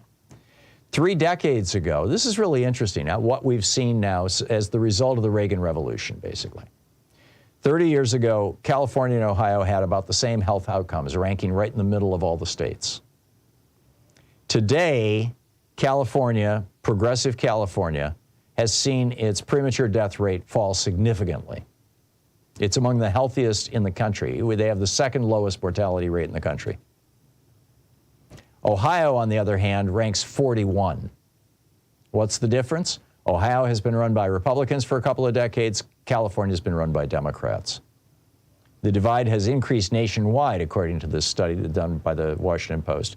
Quote, today, people in the South and Midwest, regions largely controlled by Republican state legislators, have increasingly higher chances of dying prematurely compared with those in the more Democratic Northeast and West, according to the Post's analysis of death rates. They point out that they have not yet included in these studies of premature death rates the states that have banned abortion, although those are also red states. They say studies are soon also going to have to account for banned abortion and criminalizing health care, reproductive health care. The Commonwealth Fund determined that, quote, maternal death rates were 62% higher in 2020 in abortion restriction states than in abortion access states. In other words, your chances of, as a woman who is pregnant, of dying in childbirth, your chances of dying in childbirth are 28 out of 100,000 live births in Republican-controlled states that have outlawed abortion, but only 17 per 100,000 live births in democratically controlled states that have not outlawed abortion. In parts of Ohio, or Idaho, excuse me, it's even worse. There are large chunks of the state where there are literally no more obstetricians and gynecologists left. None. Which makes giving birth a hell of a lot more dangerous. And then the other big factor is gun safety legislation, or the absence of it. Is another key difference contributing to higher premature death rates in red states. Massachusetts, for example, has some of the strictest gun laws in the nation. You are 10 times more, and Mississippi has some of the loosest. You are 10 times more likely to die by gun in Mississippi than you are in Massachusetts. This should kind of tell us, everything that's going on with us, and, inform us about, the kind of damage that red state Republican policies are doing to the United States, to citizens of our country. And I'm, impressed that the Washington Post did a piece talking about this and specifically identifying the political connection to it. Our politics are literally killing us.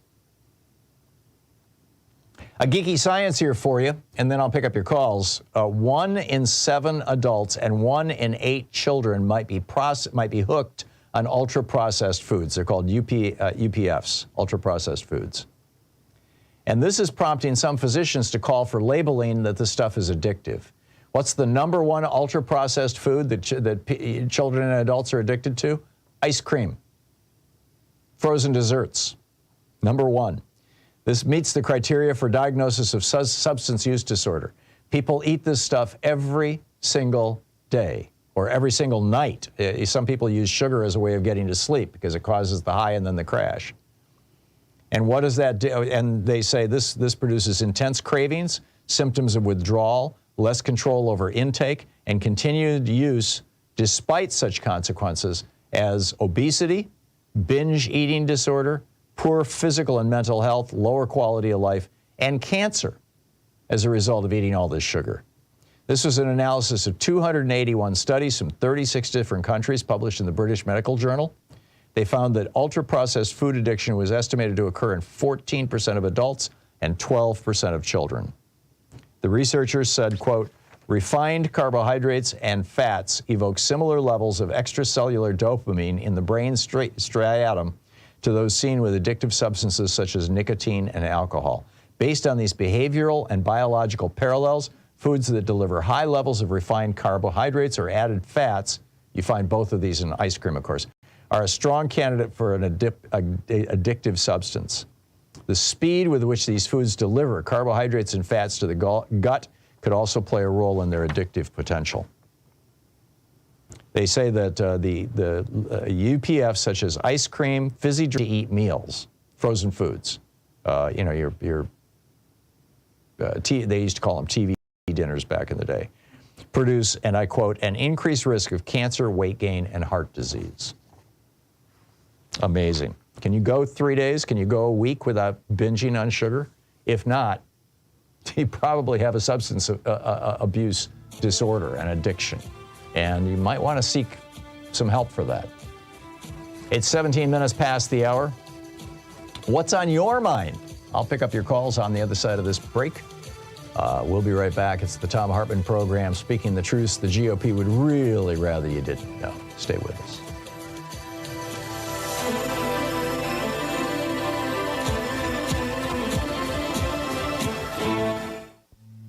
This is the Thom Hartmann program.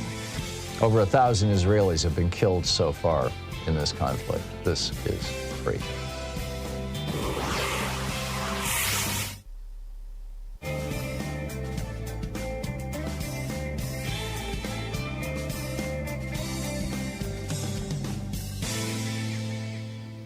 And welcome back. Jessica in Chicago. Hey, Jessica, what's on your mind today?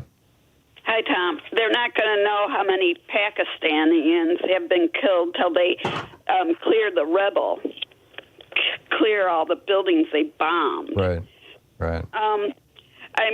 Thank you for letting us. You mean Gazans? Yes, Gazans. Thank you for letting us tell the other side. Trump and Kushner stirred up a lot of conflict by moving that Israeli embassy to Jerusalem. That was probably a good start of all this. And yesterday on Democracy Now!, they stated that Egypt gave Israel a warning about an attack. Yeah. I understand Jordan did also. The both of them warned Netanyahu this was coming, and he ignored it. Exactly. And Biden needs to say, cooler heads prevail.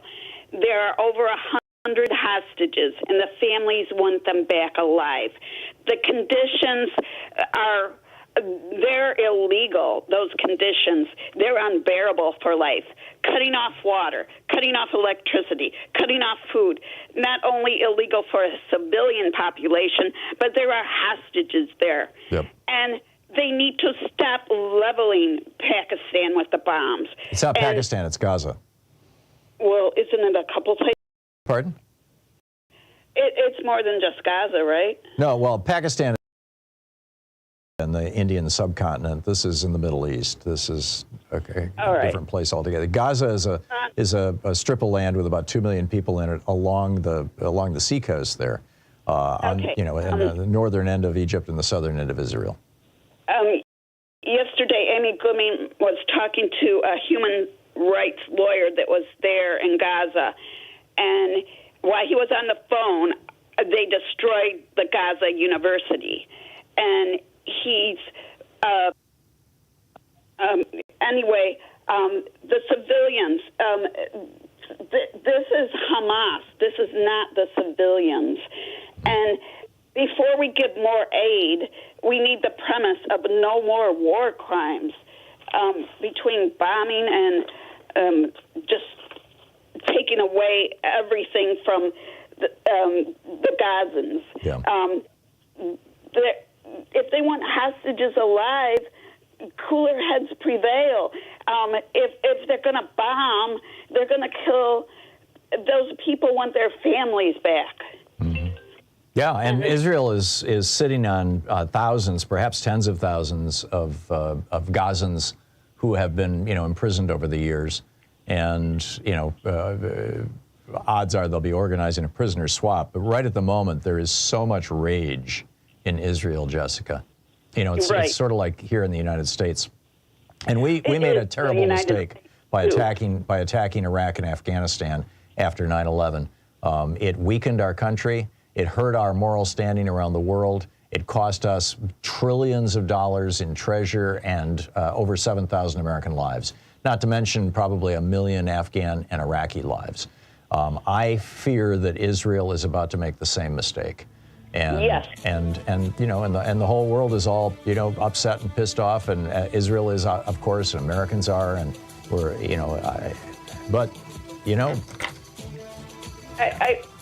I don't know what else to say. It's I wish horrible. that Biden would put a ship to protect the civilians. Yeah. But get some civilians out of Gaza. Yeah, I'm with you. Jessica, thank you. The problem is, how do you separate civilians from terrorists?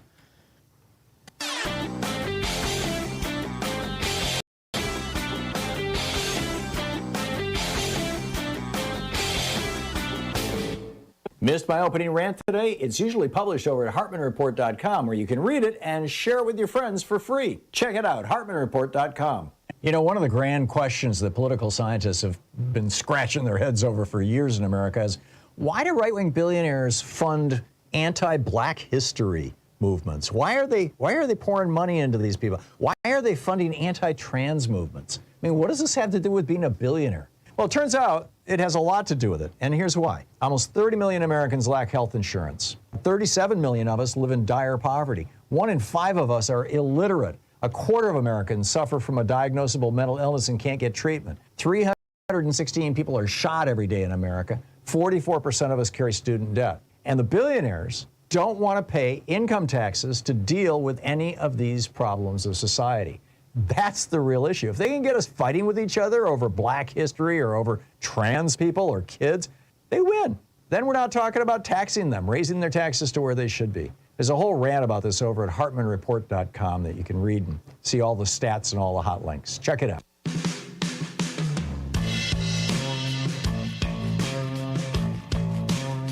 Welcome back. 23 minutes past the hour. Let's pick up your calls and see what's on your mind today. Jake in Las Vegas. Hey, Jake, what's up? Hey, Tom. President Eisenhower was a good man and a good president. Are there any Eisenhower Republicans in Congress or anywhere in America left? I think probably the last one is Mitt Romney, and he's leaving. Oh man. Yeah.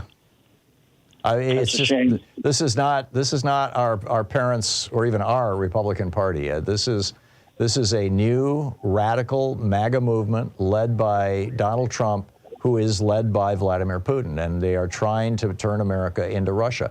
This is pure and simple what they're trying to do. In fact, that's what we'll be talking about with the editor of the New Republic in the next hour. How far this has gone. This is awful stuff. Jake, thanks for the call. Ari in Eureka, California. Hey, Ari, what's on your mind today?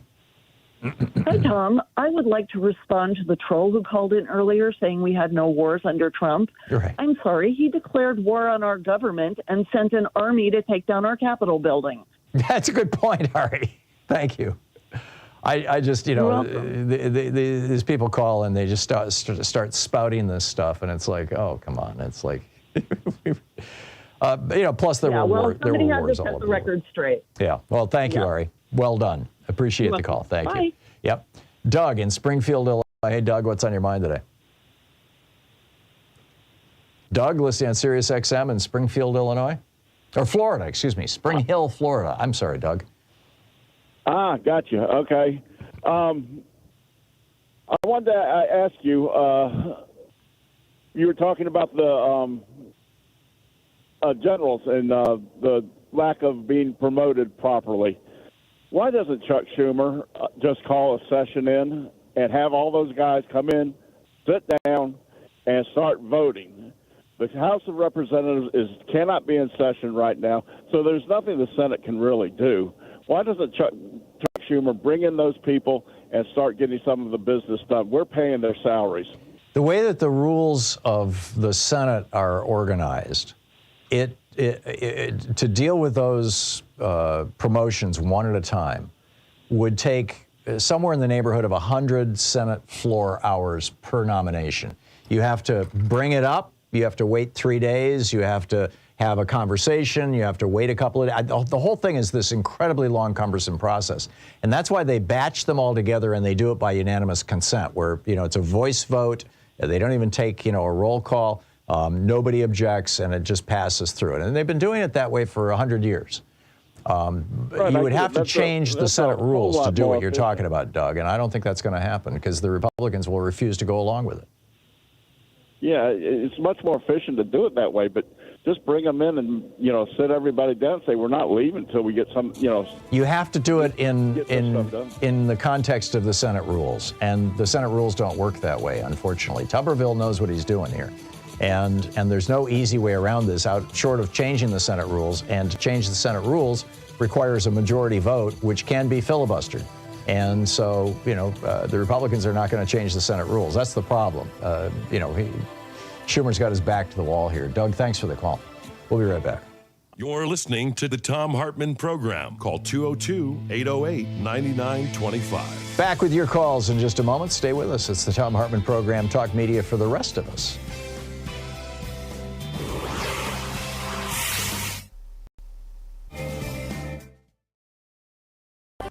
Today's book in our book club is The Hidden History of the War on Voting, Who Stole Your Vote and How to Get It Back, by this guy, Thom Hartmann. This is from chapter 1, or from the introduction, actually. In 2016, 6% of Americans who were eligible to vote nominated Donald Trump as the GOP's presidential candidate. It was 8% for Hillary Clinton on the Democratic side. Trump went on to be elected president by 26% of eligible voters. The modern American oligarchs have largely stayed in power using 3 simple elements: explicit and overt racism, massive disinformation campaigns, and voter suppression. No ideas, no push for better schools, hospitals, airports, roads, or bridges, or reform of our health, energy, or financial systems. No promise of more and better jobs. None of these staples of past presidential campaigns can be found in pretty much any Republican advertising today. Instead, the public Republican message is all about race, or the subset of race, religion. Muslim stands in for brown Arab in GOP speak, and immigration, a.k.a. brown people from south of our border, and socialism. Meanwhile, Republican secretaries of state across the nation are vigorously purging voters from the rolls. Over 17 million, more than 10% of America's active voters, in just the 2016-2018 period, according to NBC News. After the, after the 5 Republican appointees on the U.S. Supreme Court gutted the Voting Rights Act in 2013, 14 GOP-controlled states moved within a year, some within days, to restrict access to the vote, particularly for communities of color, students, and retired people. In North Carolina, for example, 158 polling places were permanently closed in the 40 counties with the most African-American voters just before the 2016 election, leading to a 16% decline in African-American early voting in that state. An MIT study found that nationwide, Hispanic voters wait 150% longer in line than white voters, and black voters can expect to wait 200% longer in line to vote. In Indiana, then-Governor Mike Pence's new rigorous voter ID law caused an 11.5% drop in African-American voting. Students are suing for their right to vote, and retired people who no longer drive but care passionately about their Social Security and Medicare are being turned away at the polls by the hundreds of thousands because their driver's licenses have expired. The obvious failure of 40-plus years of Reaganomics and GOP policies to maintain a functional middle class in America has been a problem for the modern GOP. In 1974, for example, the GOP had outright control of only 7 states. The message, elect us and we'll help the rich people, just didn't generally resonate with American voters. It's the reason why, outside of the fluke elections of 46 and 52, Democrats controlled the House of Representatives outright for 3 generations, from 1933 to 1996, and controlled the Senate for most of that time. Desperate to win the presidency for the GOP in 1968, Richard Nixon went so far as to commit treason by torpedoing a peace deal with President Lyndon Johnson that President Lyndon Johnson had worked out with the North and South Vietnamese. According to Abul Hassan Bani Sadr, then president of Iran, Ronald Reagan did the same thing by cutting a deal with Iran whereby they would hold on to the U.S. embassy hostages until after the 1980 presidential election, torpedoing Jimmy Carter's chances of re-election. But in 2000, the GOP changed tactics. After Reagan was almost busted for his part in Iran-Contra, he testified that he had forgotten about details of the program more than 80 times. His growing Alzheimer's spared him an indictment. They realized that getting busted for treason wasn't worth the risk. They needed a plan B, and it was deliciously simple. If most voters don't like what you're selling, then just don't let them vote. Paul Weyrich promoted this idea back in 1980 when he was campaigning for Reagan after co-founding the Heritage Foundation. And indeed, many Republican luminaries, such as William Rehnquist, who went from serving the GOP by standing in polling places and intimidating Hispanic and Native American voters in the 1960s, to becoming Chief Justice of the Supreme Court, rose up through the ranks by participating in Republican-run voter intimidation schemes. Voter suppression became the foundational go-to tactic for the GOP in 2000. Although the GOP attacked Democratic presidential nominee Al Gore with smear and innuendo, ridiculing him for helping write the legislation that created the modern internet, for example, the main thing that got George W. Bush into the White House was voter suppression. His brother, Florida Governor Jeb Bush, and Bush's Secretary of State, Katherine Harris, threw somewhere between 20,000 and 90,000 African-American voters off the rolls. They were able to get the vote close enough that 5 Republican appointees to the Supreme Court functionally awarded Bush the presidency. The BBC covered this in 2001 in 2 major investigative reports that were seen all over the world, except on any American media. By 2016, the Republican Party had fine-tuned its voter suppression and intimidation systems to the point that they ran like well-oiled machines in nearly 30 states.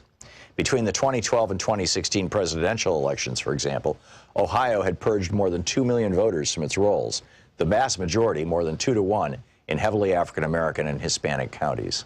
The 5 Republican appointees on the Supreme Court ruled in 2017 that they could keep it up, and other states have since adopted their new tactic of caging voters. The book, The Hidden History of the War on Voting, by me.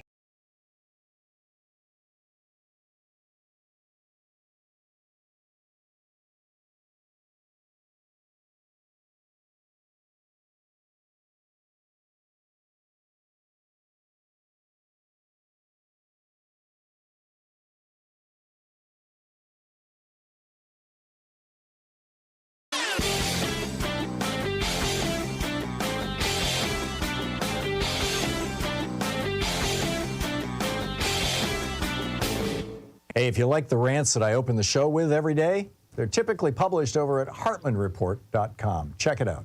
So when a political party embraces violence as a political tool, what is the end game? Where does this lead? How does this work out? How does this end? We've seen this in other countries historically. In fact, we tend to refer to them as fascist countries. We saw it in Germany and Spain and Italy in the 30s. We saw it in the 60s in Chile with Pinochet. It appears to be happening now here in America as well. We have Republican politicians calling for violence, calling for civil war, preaching violence along, and not to mention the former president, Donald Trump, basically begging for violence to defend him. And how does this work out?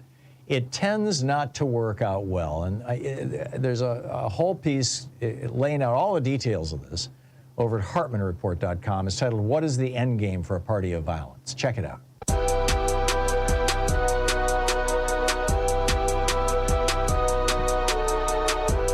Welcome back, 35 minutes past the hour, and welcome back. Mark in San Jose, California. Hey, Mark, what's on your mind today? Hi, Tom. Thank you for talking to me. I'm excited about... I'm listening, Mark. Yeah. I got a single short message. Yep. Mark, I'm sorry, I can't talk to you like that. Chris in Albuquerque, New Mexico. Hey, Chris, what's on your mind today? Good morning. This is my, I'm a long-time listener, and this is my second time calling. Pleasure. I want to follow up with the gentleman from Mississippi. Mm-hmm. He basically explained the white supremacists, and I want to follow with that about white supremacists. It's some black men. I'm going to just be specific. It was Emmett Till. It wasn't just white. It wasn't just white gentlemen that killed Emmett Till. It was two black men that was part of that conspiracy. Also, a lot of people don't understand the history. Even though I'm from Albuquerque, I grew up in Alabama, and I went to a predominantly black college called Alabama State University, and I never knew the history until I read it, and I was kind of surprised. But I look at a Trump supporter, a black Trump supporter, and I realized, wow, this is kind of like hit home, because I'm trying to understand the Uncle Toms of a different era, and the Uncle Toms that we call them Uncle Toms. You know, someone that's just a follower. Yeah, look at Enrique Tarrio. You don't have to be white to be a white supremacist. No, and I'm weirded out by that, and how the white supremacists how they follow him, which is weird to me, and I cannot explain that. Yeah. And the Trumpers, and also I want to follow up with the Trumpster that called about Trump, this blessed era of 4 years of Trump. Let's just clarify that. It wasn't 4 years of Trump. It was 3 years of Trump. That last year, he was running around chasing this conspiracy about, Joe Biden and Hunter Biden, and, basically just throwing up anything that can stick, and I was kind of weirded out that 3 years. Well, I keep saying 3 years. That's what it was. That year he was MIA. And, but anyway, and it's kind of like a blip on the map as far as our country, almost 250 years of existence. And I don't understand why they put him on a mantle, which I have customers, and I deal with, I have a customer now that has a life-size poster of this man in our foyer. And oh man! I walk by it, and I'm almost 6'3". I'm pretty, not tall. My brother's 6'5", but I'm 6'3", almost a millimeter from 6'3".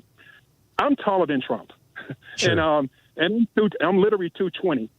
And I heard this 215, 6'3". Yeah. When he was booked into the right. And I was kind of like. No, when he stands, Barack Obama is 6'1", and when he stands next to Obama, he's at least 2 inches shorter. I mean, anybody that lies about their weight and height, you got to be like apprehensive about that, But yeah. What I don't understand is a lot of the Cubans and evangelists that are so on board with this man, I cannot. This is what I try to be not so direct when I have my customers when I talk to them about Trump. Because some of them are they are literally drinking the Kool-Aid. Yeah. And I try to throw my little hints out there about Trump, about, man, this guy's been through three marriages. This man has cheated on all his wives. Yeah. And and I always try to understand how they put this man as far as the pinnacle of morality. And Chris, let me give you an analogy. Let me just pull race out of this for a minute and share an analogy with you that I'd love to get your thoughts on. You have Republican-controlled states, red states, that have the highest levels of maternal mortality, women dying in childbirth, the highest levels of childhood mortality, children dying, the highest levels of a whole variety of diseases, including venereal diseases, the highest levels of gun homicide. These are all, well-documented symptoms of living in a red state. And yet, in those states, the people keep voting for politicians that inflict these horrors on them. You've got 12 red states that have not even expanded Medicaid. And you got poor white people who are desperately in need of medical care who are voting for Republicans who refuse to give it to them. So, the idea that, a person might vote against their own race, as it were, the black white supremacists, the Uncle Toms you're referring to, that I don't think that that's a phenomena that is uniquely limited to race. I think you can see that in all different, it's like the ability of people who have power to con people who don't have power into following them or going along with them or believing them is pretty extraordinary. But it is, I think, a facet of our psychology that this kind of thing happens. What do you think? I loved your rant. It was basically a rant. I really loved it, and it was very, very. My uncle always told me. My uncle, my great uncle, my mom's uncle, he grew up in Selma, Alabama.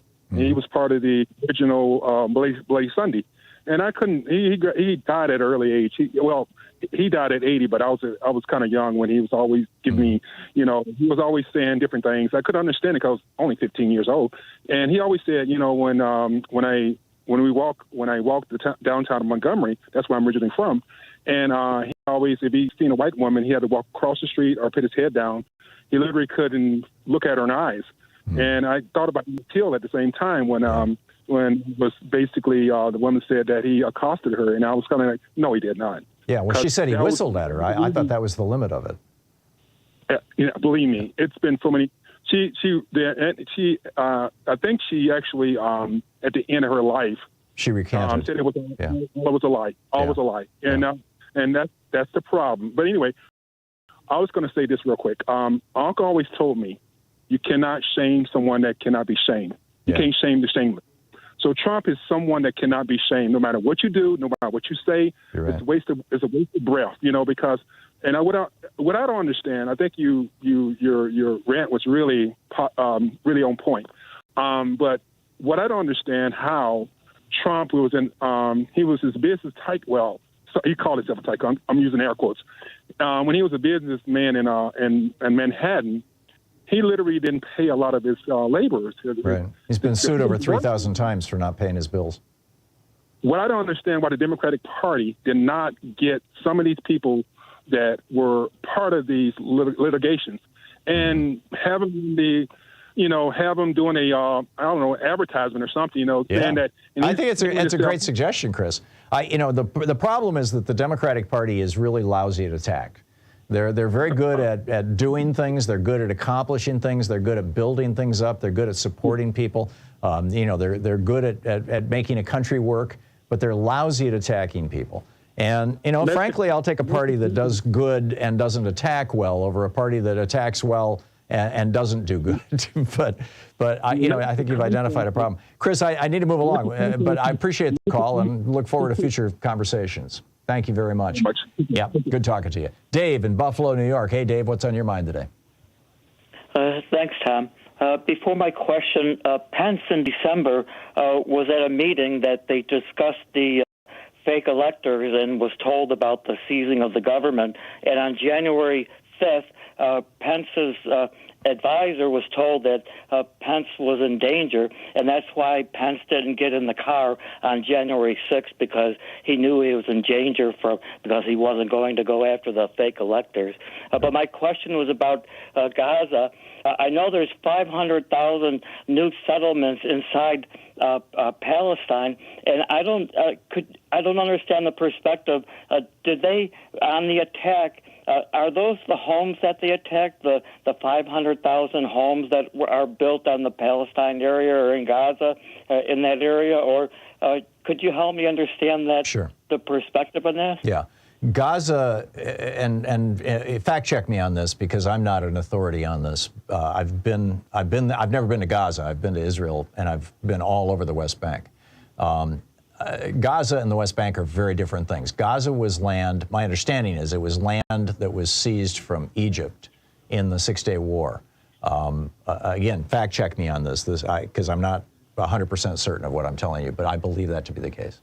And it has been basically, it's sealed off on the southern end by Egypt. It's sealed off on the north and the east by Israel, and on the west by the sea.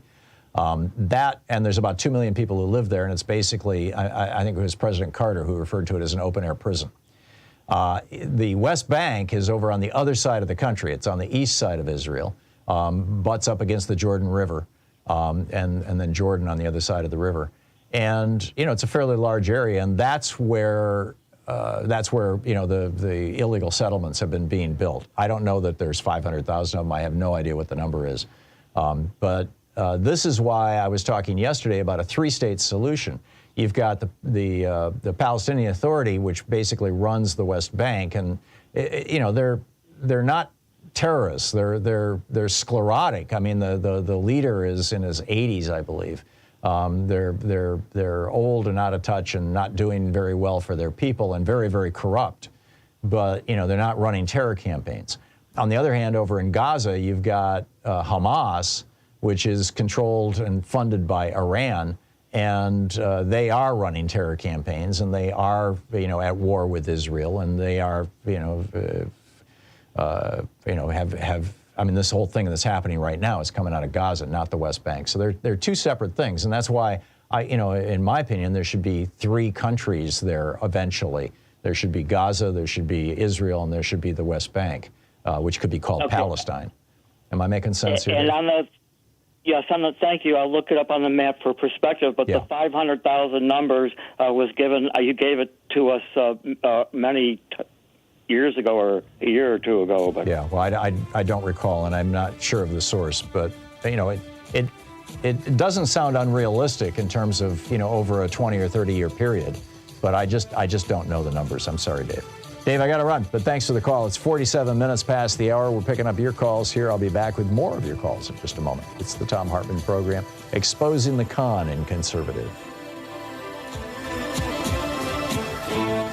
You're listening to Thom Hartmann. Visit ThomHartmann.com for audio and video archives. And at the break at the top of the hour, I'm going to look up the history of Gaza here and get it right with you. Stay tuned.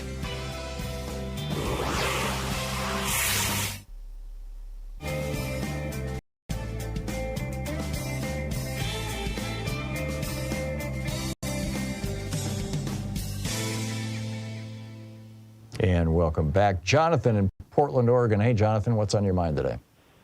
Hi, Tom. So when we think of I wanted to talk about the Middle East for a second. When we think of Israel and Palestine, what's the first thing that comes to your mind? Why are you asking?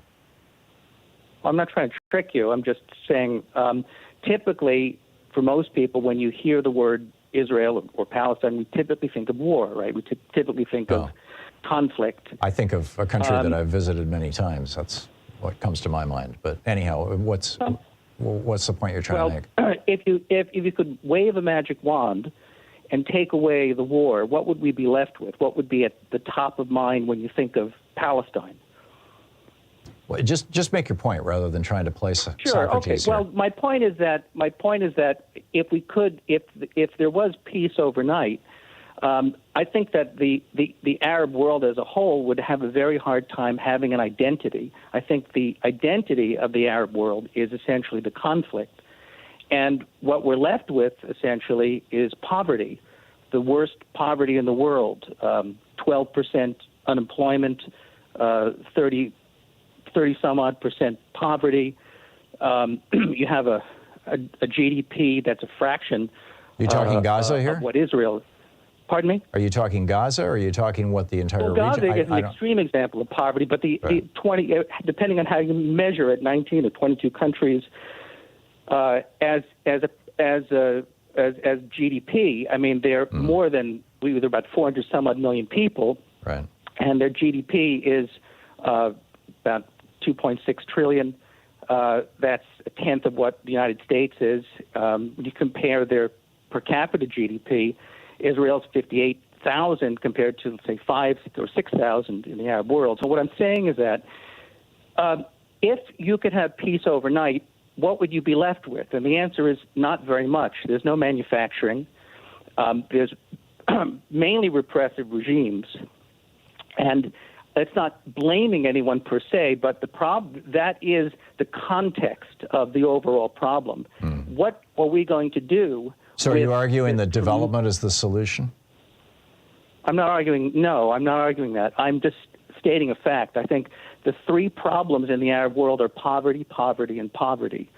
And this is not getting enough attention, and it needs to be reckoned with in some way, because I don't think the Arab world and this is something, for instance, The Economist has a very good article about why the Arab world has an identity crisis. It was written in 2021. Yeah. But there's a they've kind of opted out of the Industrial Revolution, and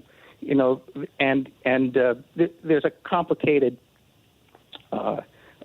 explanation for that. Part of it could be due to the fact that it's very hard to, the government and religion is conflated.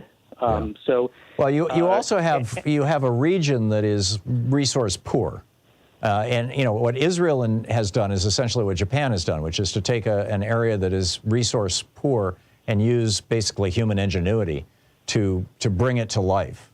In the Arab world, you've got countries that are fabulously rich because they're sitting on piles of oil, and then you've got everybody else who's fabulously poor. And frankly, I think that to the extent to which we could get the Arab world to redistribute some of that wealth would be a really good thing. But I don't think that you're going to find anybody in Saudi Arabia or Oman or, probably even Jordan who's going to go along with that. Jonathan, I got to run. Thanks for the call.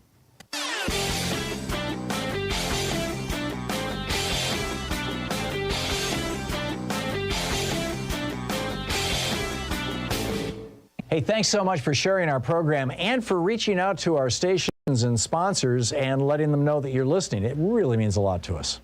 So here's a question for you. If you're going to run for president on the Republican ticket and you're going to run against Donald Trump, how do you run to the right of a guy who's an open and declared fascist? This is the real crisis that the entire GOP field is facing. Ron DeSantis thinks he can do it.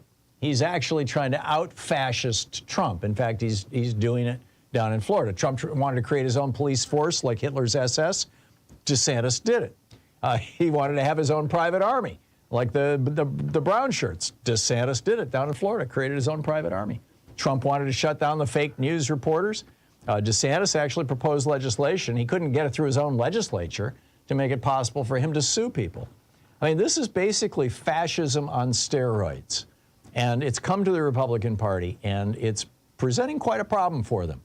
I've got a whole piece about it over at HartmannReport.com. I think you'll find it fascinating. Check it out.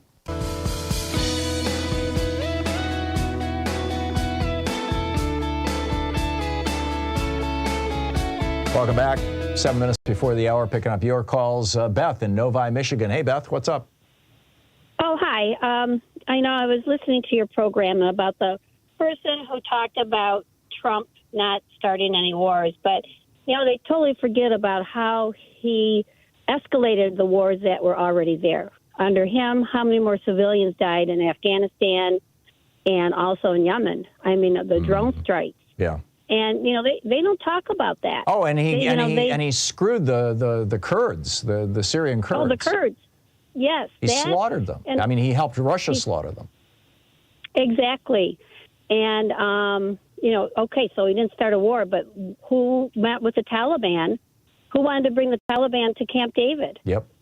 Yep. You know, and they have pictures of Mike Pompeo, you know, and the withdrawal of Afghanistan. And another thing is that the reasons I think Obama's administration had such strong foreign policy people, and you know, here we have stories about Trump having to have the information just put down on a one page because he couldn't handle it. Right, with pictures. And with pictures. And so, yeah, the reason why weren't any wars under Trump is because of the strong foreign policies we had in place and the intelligence. Yeah, except that there were wars under Trump. You know, Saudi Arabia was bombing the crap out of Yemen, and Trump decided to sell Saudi Arabia billions of dollars worth of weapons. You had, what was going on in the Syrian conflict, and Trump screwed the Kurds. You had the Afghan conflict, and you know, Trump set up a disaster for Joe Biden by closing 9 of our 10 Air Force bases in Afghanistan just before he left the White House as a giant middle finger to Joe Biden.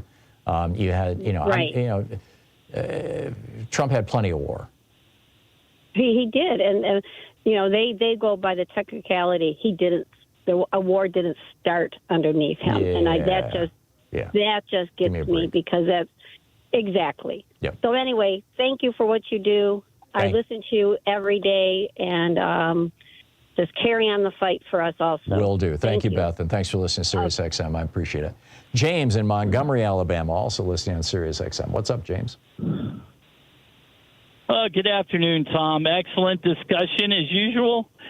I just wanted to bring up the fact I haven't heard anybody mention the little item that Israel is a nuclear armed state. Right. Well, and that Iran now has enough fissile material to produce 8 nuclear weapons, and we don't know if they've done it yet or not. If you were a betting man, would you give me odds that they have? But I think they're probably really close. But go ahead. This could really could escalate, could really get very scary quickly, because how long are the Turks going to sit on the sideline and other Saudi Arabia, for that matter, watch Israel? I was listening to the caller. Gaza is 25 miles long and less than 5 miles wide. Right. And has 2.3 million people. It is the 3rd most densely populated area on the planet. Yep.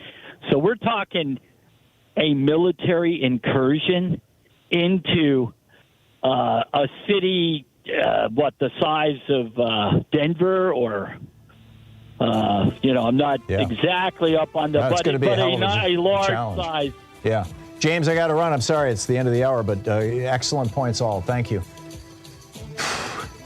We'll be right back with actually, Michael Tomasky is going to be with us, the editor of the New Republic, on the other side of this break. We'll talk for a little bit, and then I'll get back to picking up your calls, so stay with us.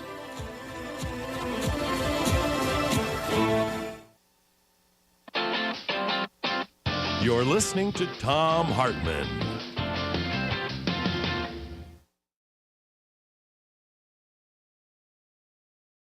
In addition to bringing you the Thom Hartmann program here on Free Speech TV and Video Media Online, we also have a whole set of ways you can interact with us and tools you can use to spread the word about the importance of democracy and the threats to it in our republic. First, there's your daily homework. Sue Nethercutt puts together a daily email newsletter that has a link to every story I discuss on the air, so you can find my sources and you can share them with your friends. It's free, and you can sign up at ThomHartmann.com. Second, I publish my daily take every day over at the HartmannReport.com website. That's also free if you want the daily 5 days a week rant in your inbox. No ads either. Third, we have the podcasts.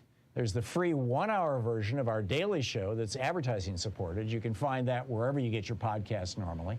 And then there's also the podcast of the entire 3-hour show with no advertisements, and that's available by subscription over at ThomHartmann.com. So check them all out at ThomHartmann.com and HartmannReport.com.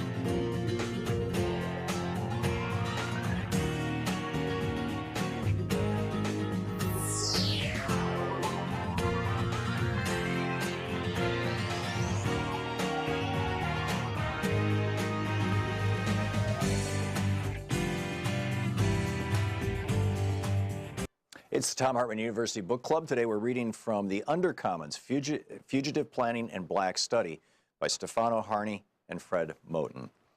This is from the introduction. It starts with love, exchange, fellowship.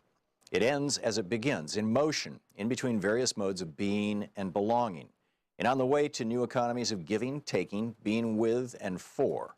And it ends with a ride in a Buick Skylark on a way to another place altogether.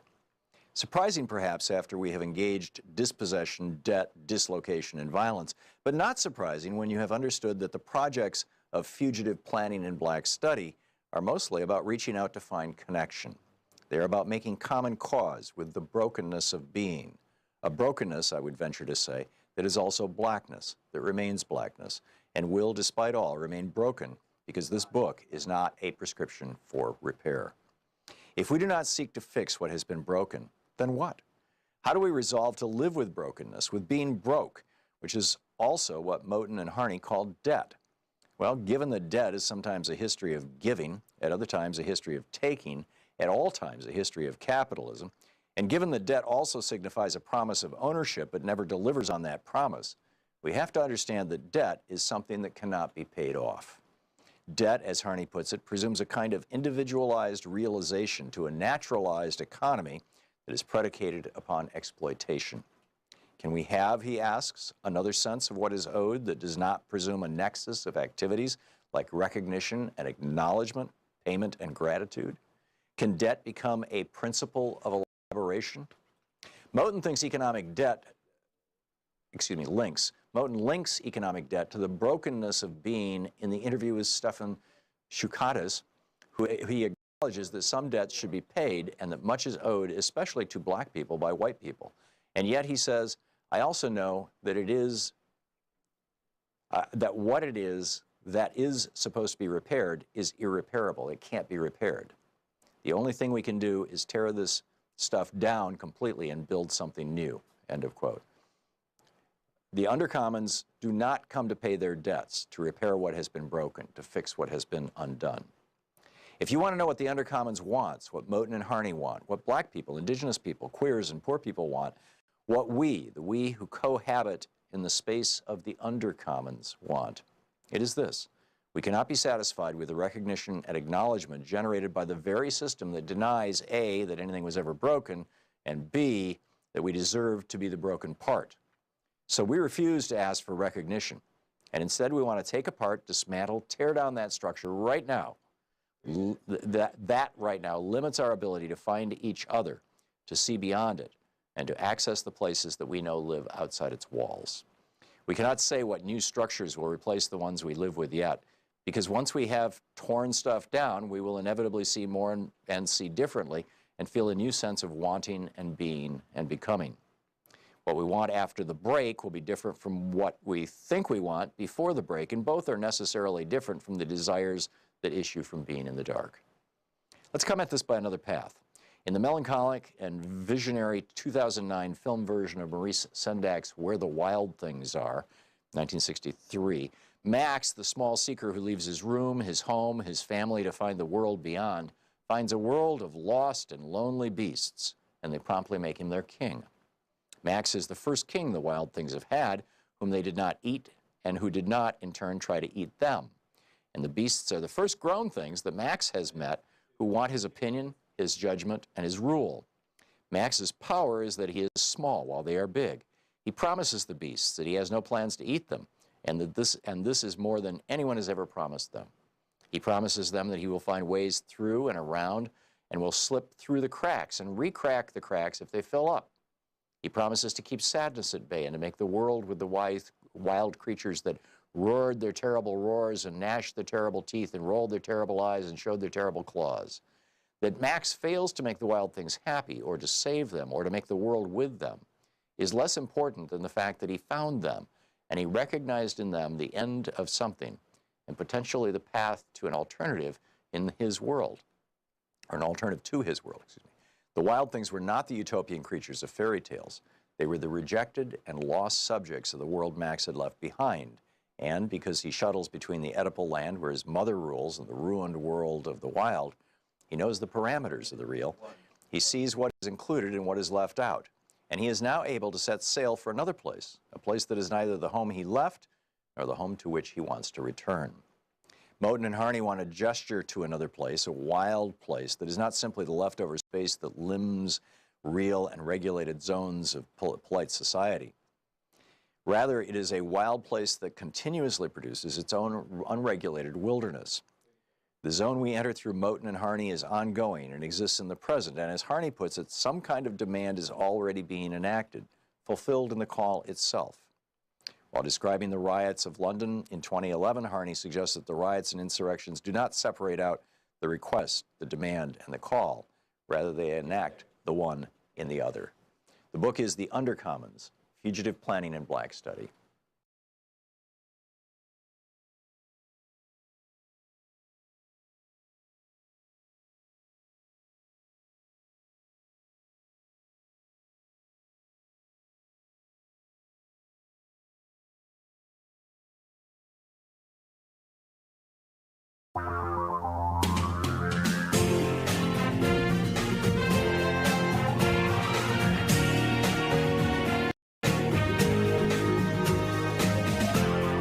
This is the Thom Hartmann Program. The New Republic is a storied publication, and its editor, Michael Tomasky, is one of our most thoughtful commentators on the American scene these days. NewRepublic.com is the website. M. Tomasky, Tomasky, is his Twitter handle. And they're putting together an event for Wednesday, October 11th, which is tomorrow, if my math is right, at New York City's historic Cooper Union. It'll also be live streamed. You can read all about that over at TNR.com, the New Republic, or NewRepublic.com. Michael, welcome to the program. Hey, thanks, Tom. So, first of all, tell us about this event tomorrow. Yeah, the Stop Trump Summit, and it's an all-day event at, as you say, historic Cooper Union. It's going to run from about 9:30 till pretty close to 5 o'clock, I think, and we're going to have a bunch of, I think, a very high-profile and impressive list of people who are going to be, some of them speaking, most of them on panels, talking about different aspects of this crisis and what we do about it and how we stop Trump. Mary Trump will be there.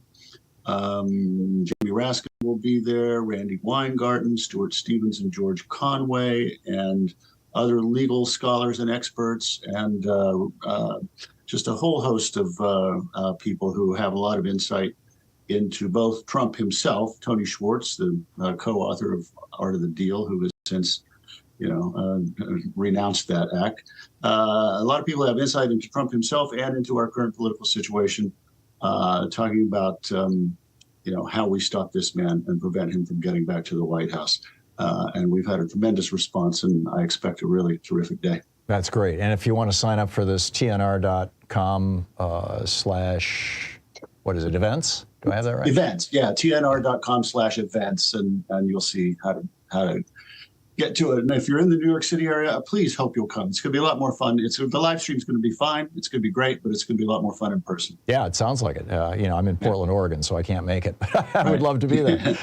You wrote an op-ed recently titled, "I Never Thought I'd Live to See Democracy Die, but Now I Wonder." Let's synthesize this with, your event tomorrow that's calling for or looking for ways to prevent Donald Trump from destroying our democracy. To what extent do you think that American democracy really and truly is hanging by a thread? Oh, I worry about it every day, a good chunk of every day, as I'm sure you do, as I'm sure your listeners do. It's the polls are neck and neck. So Donald Trump can win. I would still bet on Biden winning, but there's every chance that Donald Trump can win this election, or if he loses it narrowly, that he and his people can figure out a way to steal it, which is even worse. And if he gets back in the White House, he's already signaled to us what he's going to do. He's not going to have any concern for democracy. He's going to put cronies in the executive branch. He's going to try to crack down on the media he doesn't like. He's going to try to do what he can to mess with political opponents of every sort. Richard Nixon had an enemies list, Tom, of what, 50-something people? Mm-hmm. Donald Trump's going to have an enemies list of 50,000 people or more, and he's going to act on it. And, we're going to get to the point where I'm very seriously concerned about, whether there even is a presidential election in 2028. Yeah. And he's also, speaking of 50,000, he's also said that the civil service, which I believe Grover Cleveland put into effect in 1888, if I'm remembering right, in response to the corruption of, the bureaucracy, the federal executive branch bureaucracy, it had become so corrupt because these jobs had become political favors, and basically people would bribe the president to give them a job. That, they created the civil service, and it's stood for, 140 years now? And Trump has said that he wants to basically destroy that. He wants to eliminate the 50,000 people who are in the senior management positions within the civil service and turn them into jobs at the discretion of the president. This is turning America into Hungary, is it not? Explicitly so. Yes, absolutely. There's an election in Poland next Sunday. The Law and Justice Party, which is sort of the Orban-light equivalent, is seeking an unprecedented third term. If they win, Poland's going to go down that road. And then if Trump wins, certainly the United States is going to go down that road. And I'm sure your listeners know what Orban has done. It hasn't been like Germany in the 1930s. It's more subtle than that. He's used the law. He's used tools within the law and norms within democracy itself to suffocate democracy and to subvert the law. That's what he's managed to do. So he's handed media properties over to his cronies, for example. He's weakened the independent judiciary incredibly. And packed it. And packed it, right? And taken other steps like that leave Hungary as something that, there's a phrase that two political scientists came up with. I'm sure you know it: competitive authoritarianism. Mm-hmm. They set out to look at the states of Eastern Europe, the former Eastern Bloc, in the early 21st century. And they were going to assign them either democracy or authoritarian. And what they found is that a lot of them were hybrids, didn't fit neatly into either category. They had the trappings of democracy. They had the institutions of democracy. But when you looked under the hood, they really weren't functioning democracies. The system was rigged for one party or the other. So he called that competitive authoritarianism. That's what the Republican Party wants and has wanted for some time, predating Trump, I would say. But, Trump really put it on steroids. Yeah, I track this back. I mean, you had Richard Nixon blowing up the Vietnam peace talks that Lyndon Johnson had worked out in the summer of 1968, committing treason essentially to become president. Then Reagan, the New York Times, outed this recently. Reagan doing the same thing, cutting a deal with the Iranians to hold the hostages to screw Jimmy Carter. And then George W. Bush lying us into a couple of wars. It seems that there has been a cancer within the GOP, at least since the end of the Eisenhower administration. And that has been getting progressively worse and worse. And as more and more people figure out the con in the Republican Party, their response has been gerrymandering, voter suppression, purging people from the voting rolls by the millions. Is that a reasonable analysis in your mind? And how would you, or do you want to expand on that? I mean, where did this begin, and how might the Republican Party, I have a fair number of Republicans who listen to this program. I mean, some of them are fairly rational people. Quite a few of them are not. But, how can the Republican Party recover its sanity? Mitt Romney's fleeing with his tail between his legs. Yeah, I don't know how the Republican Party comes back to being a normal American political party. You're right that to trace it back to Nixon at the presidential level, but even beyond that, the Republican Party remained more or less what I would call a normal American political party for some time. The bigger, more dramatic changes and more consequential changes happened at the congressional level, I would argue, starting with Newt Gingrich. And we all know the things that Gingrich did to attack that institution, to attack traditions and norms, to turn politics into combat. And he literally said that sort of thing in many interviews. He said, I didn't go to Vietnam. I had a more important war to fight here at home. That's right. I recall. I'd forgotten that. Yeah. So, and then Tom DeLay was kind of forgotten now, but you and I remember, and he pursued that kind of partisan warfare, and coming alongside that, the right-wing media, which started growing up in the 1980s and 90s. Fox News Channel started in 1996, and now is just. I've written this too recently. We have a mainstream media and a right-wing media, and the mainstream media we always called the agenda setting. It's axiomatic that the New York Times and the Washington Post really set the news agenda. But I think now we've reached a point where the right-wing media is setting the news agenda more than the mainstream media is, right. Because they're so large and because they speak with one very partisan voice. So those are elements that I would add to your formulation. Yeah, and they're very well funded. I mean, Kevin Rudd, the former Prime Minister of Australia, wrote a piece a few years back for the Sydney Morning Herald, kind of the New York Times of Australia, titled "Rupert Murdoch is the cancer at the heart of Australian democracy." That I was just reading a book about about World War II last week. In fact, I included it in one of my articles, a clip from it where Sir Keith Murdoch, Rupert's father, made his first fortune and really expanded his newspaper empire during World War II, when American GIs were stationed in Australia, for the war in the Pacific. And he was running these sensational stories of raping Australian women, particularly black GIs.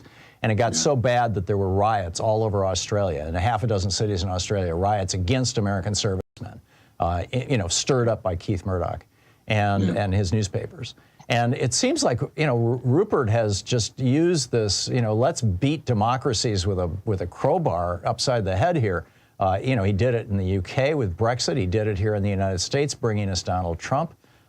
How does a democracy defend itself from oligarchs who control media properties like that? The only way is to have enough citizens, to have some leaders. First of all, we need leaders who say this and who make the opposing argument and who point this out. And then, we need informed citizens, informed, passionate citizens who defend what's right and who defend what's good about our traditions and who are all small d Democrats. And they don't have to be large d Democrats to be small d Democrats. There are plenty of independents and even some Republicans who are that. And obviously we should welcome them as comrades in this fight. That's what it takes. And, that's what we're trying to do with this summit, just to raise awareness in the small way that we can. But I do take heart, and I don't know how this election is going to turn out, Tom, and I spend a lot of my life being really nervous about the future of this country, as I know you do. But in my optimistic moments, I do take heart that there are obviously many millions of our fellow citizens who feel as we do. Yeah, I agree. We're not the loudest people, kind of out-shouted. We're the silent majority, Michael. Yeah, we are. Yeah. Michael, I'm sorry, we're out of time. This is a hard break here. I can't control. But people can show up. Go to tnr.com/events, the New Republic, TNR, or newrepublic.com. Michael Tomasky. Michael, thank you so much for dropping by. Thanks for having me. It's always great talking with you. And good luck with your event. I wish I could be there. 18 minutes past the hour. This is the Thom Hartmann Program. Back with more of the news of the day and your calls on the other side of this break. Stay tuned.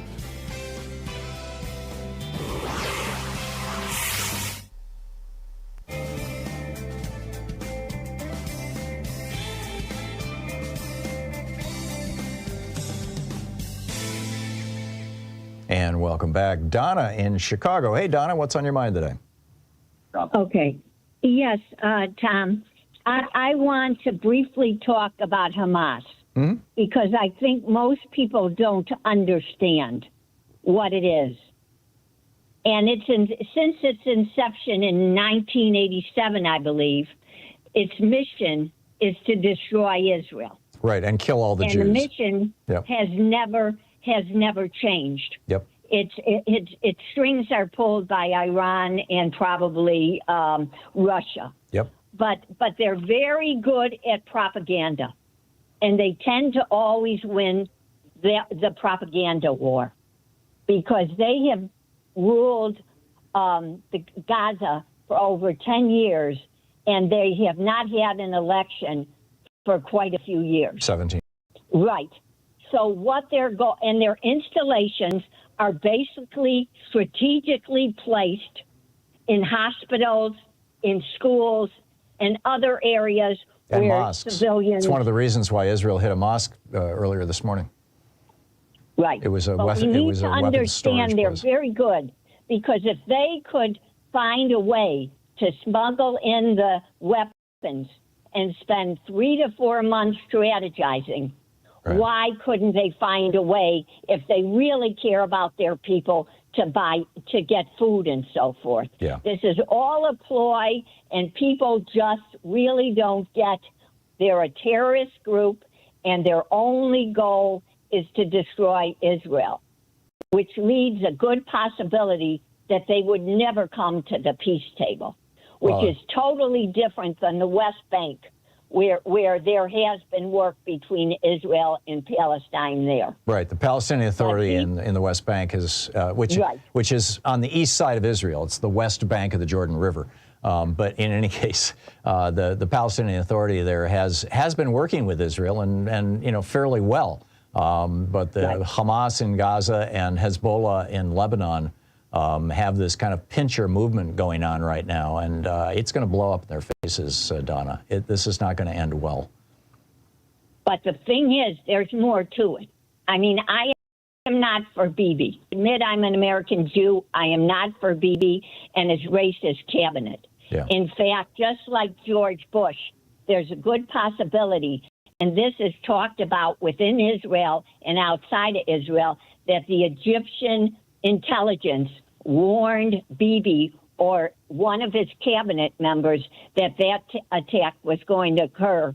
And Bibi, who is very much like Trump, figured that he's going to use it to bring back the people under his fold. Well, and to distract he was people always- from his own legal problems. I mean, he's facing prison right now for his corruption. I get that, and I've heard that conspiracy theory essentially, and I can't discount it.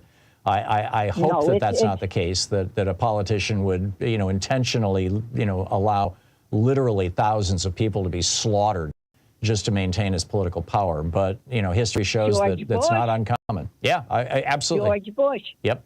But he lied us into two wars just to get reelected in 2004. But to me, he's a reflection of what this country will look like if Trump is reelected. Yeah. But please, everybody who is listening, please do your homework on Hamas and see how they manipulate the media, and they tend to pull off the extreme left of the Democrats. Donna, I got to run, but thank you. Spot on. We'll be right back.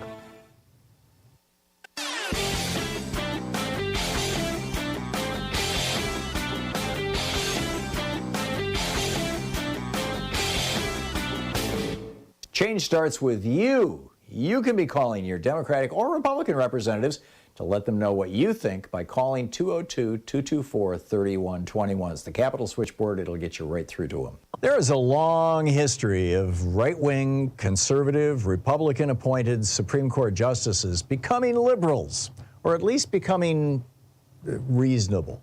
Earl Warren is probably the best-known example. He was, a right-wing governor of California. He was a hard-ass Alameda County prosecutor, a district attorney, and when Eisenhower put him on the court, a year later he did the Brown versus Brown v. Board of Education case. He ended discrimination, racial discrimination in schools, or at least, tried to end it. So why are Republican billionaires now sucking up to conservative members of the Supreme Court? In my opinion, it's not a quid pro quo. They're not trying to get specific votes on specific issues. They're trying to prevent them from doing what Earl Warren did, which is waking up and voting for the benefit of America rather than just their patrons. There's a whole piece about this over at HartmannReport.com. Check it out.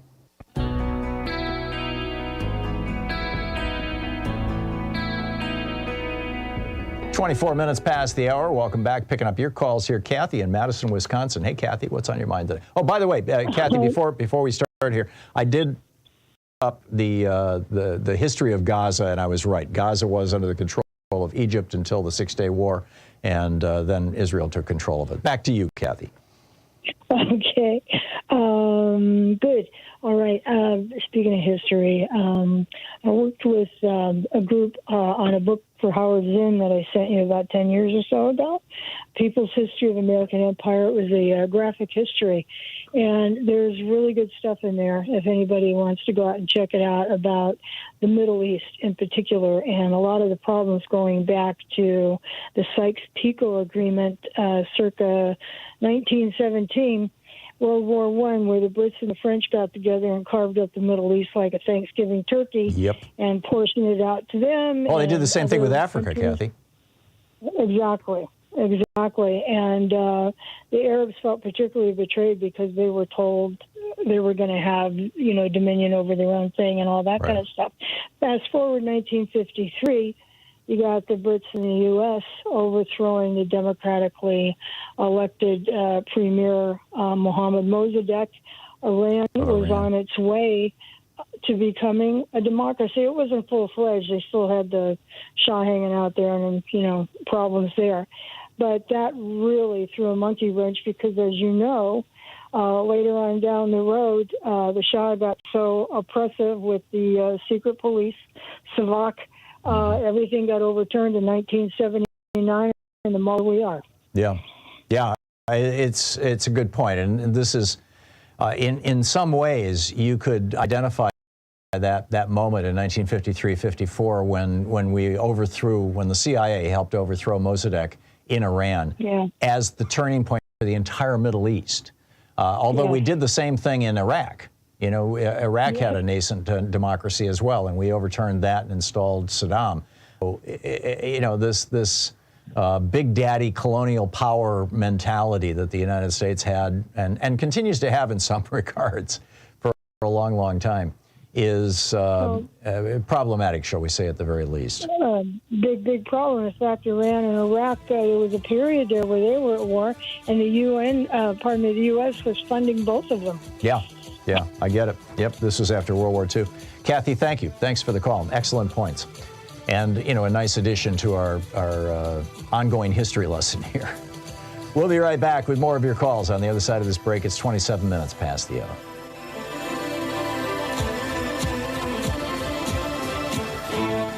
You're listening to the Thom Hartmann Program. Call 202-808-9925. Defending America from the weapons of mass deception. I'll be right back with your calls.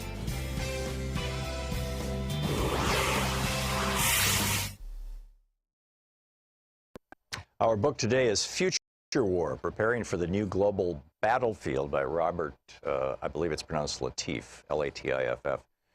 This is from the introduction.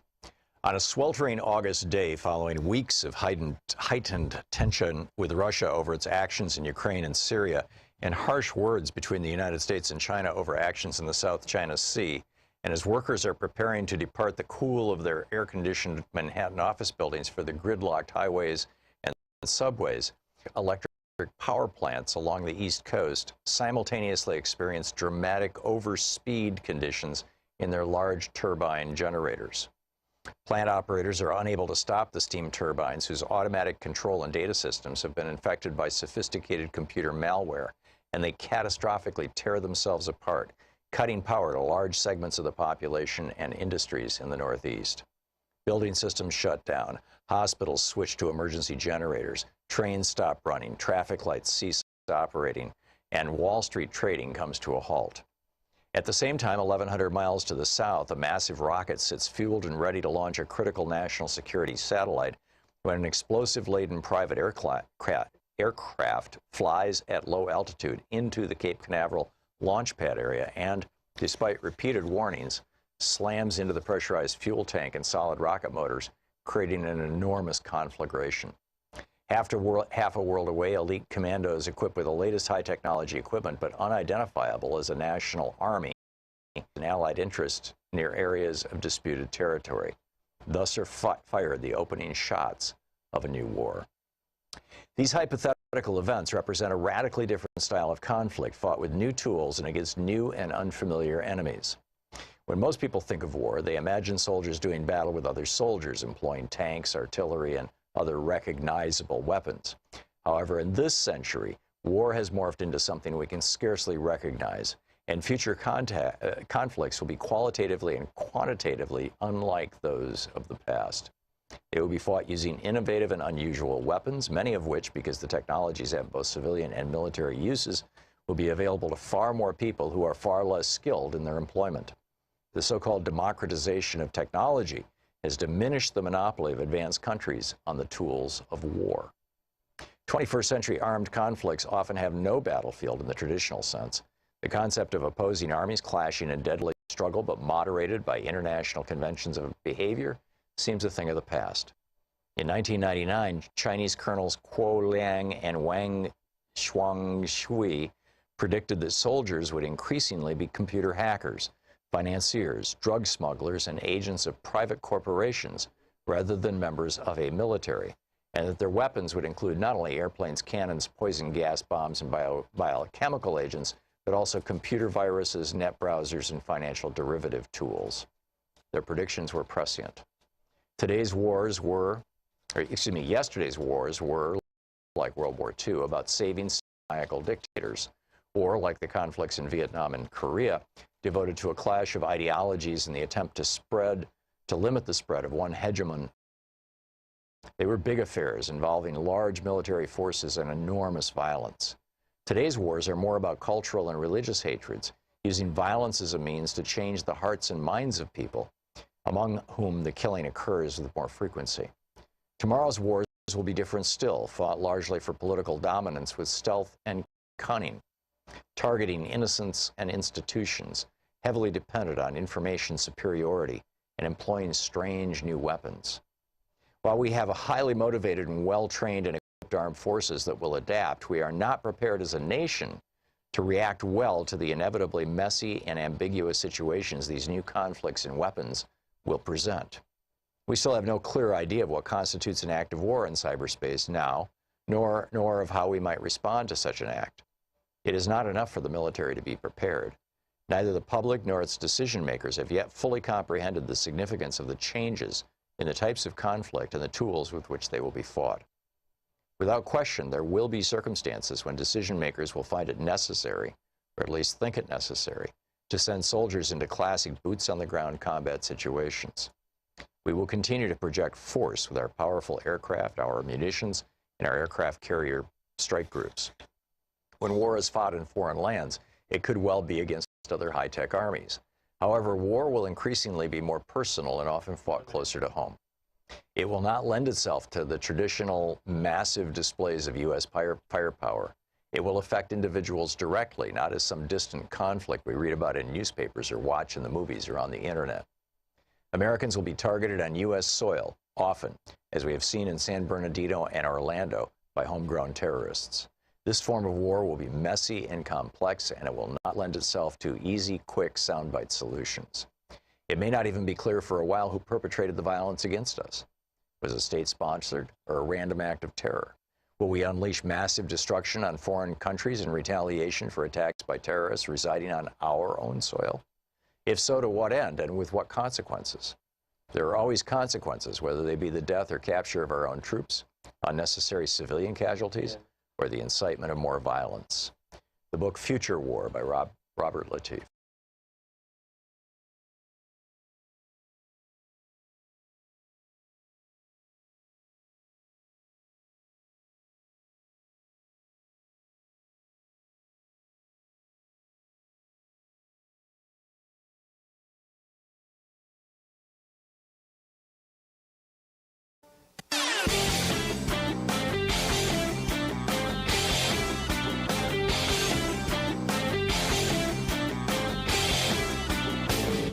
From international trade policy to immigration policy to housing, we've got all kinds of topics. The wars between Republicans and Democrats, the Republican efforts to induce fascism in the United States. A great selection of opinions will be found over at HartmannReport.com. So remember the John Durham investigation in which he said, oh, the FBI never should have looked into Donald Trump's connections to Russia. And I'm scratching, how can he even think this? I mean, the guy that Donald Trump hired as his first campaign manager, Paul Manafort had taken $66 million from oligarchs associated with Vladimir Putin to install Viktor Yanukovych as the dictator of Ukraine. $66 million.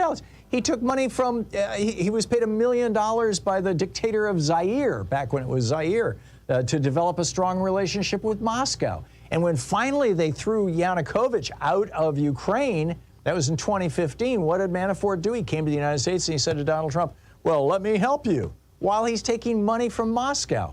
I mean, if nothing else, that should have been a starting point, a huge starting point for the FBI. There's a whole rant about this over at HartmannReport.com. Check it out.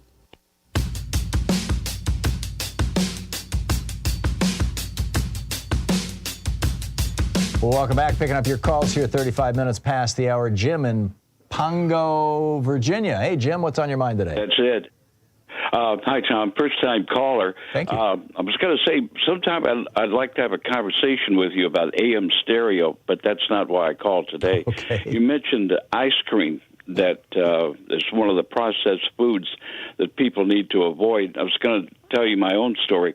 Here about a year and a half ago, I was in the grocery store, and I didn't pass out, but I wound up on my rear. Then a couple of weeks later, I passed out in the hallway at home, and my neighbor and my son prevailed on me to go to the heart doctor. Said, well, we need to put you in the hospital for bypass surgery. And I said, well, we can talk about that in the next couple of weeks. Maybe I'll do that. And he said, well, no, I'm thinking like right now. And so they medevaced me on the helicopter downtown, and then there were these 4 dudes in smocks waiting for me, and they put me on the operating table, and I had quadruple bypass surgery. But before that, one of my neighbors had introduced me to black raspberry ice cream, and I was practically living on that stuff, and I think that's probably one of the things that took me over the top toward surgery, because my brother is going to be 99 in January, so I don't really have a history of family people that don't live very long. But I just thought I would throw that in, that people, when you get older, you need to avoid foods like ice cream. It's nice when you're 10 years old, and as a treat, you get an ice cream. But when you're 78 years old and you're picking out on ice cream, it's not a good idea. It will but I'm kill told there are a lot of people.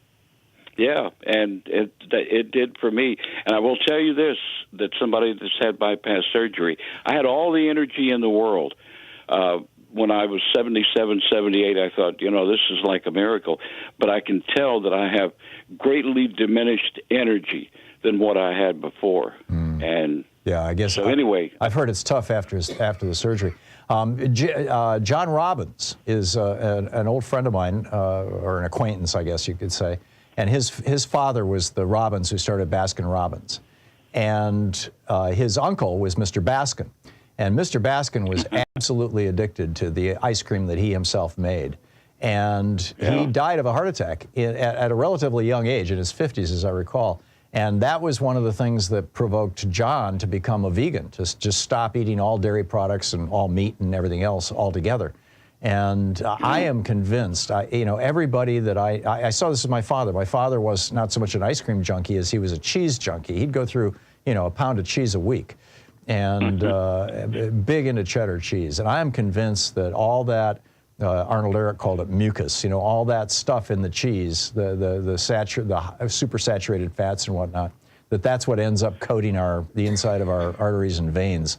Well, I felt like I was in heaven with the black raspberry ice cream. I said, I don't need to die. I'm in heaven already. But it did have a detrimental effect on my health. Yeah, it's the combination of the sugar and the fat, and they intentionally put them together along with a fair amount of salt, and that's what makes it so addictive. And people who are addicted to it just can't stop. It's amazing until their heart gives out.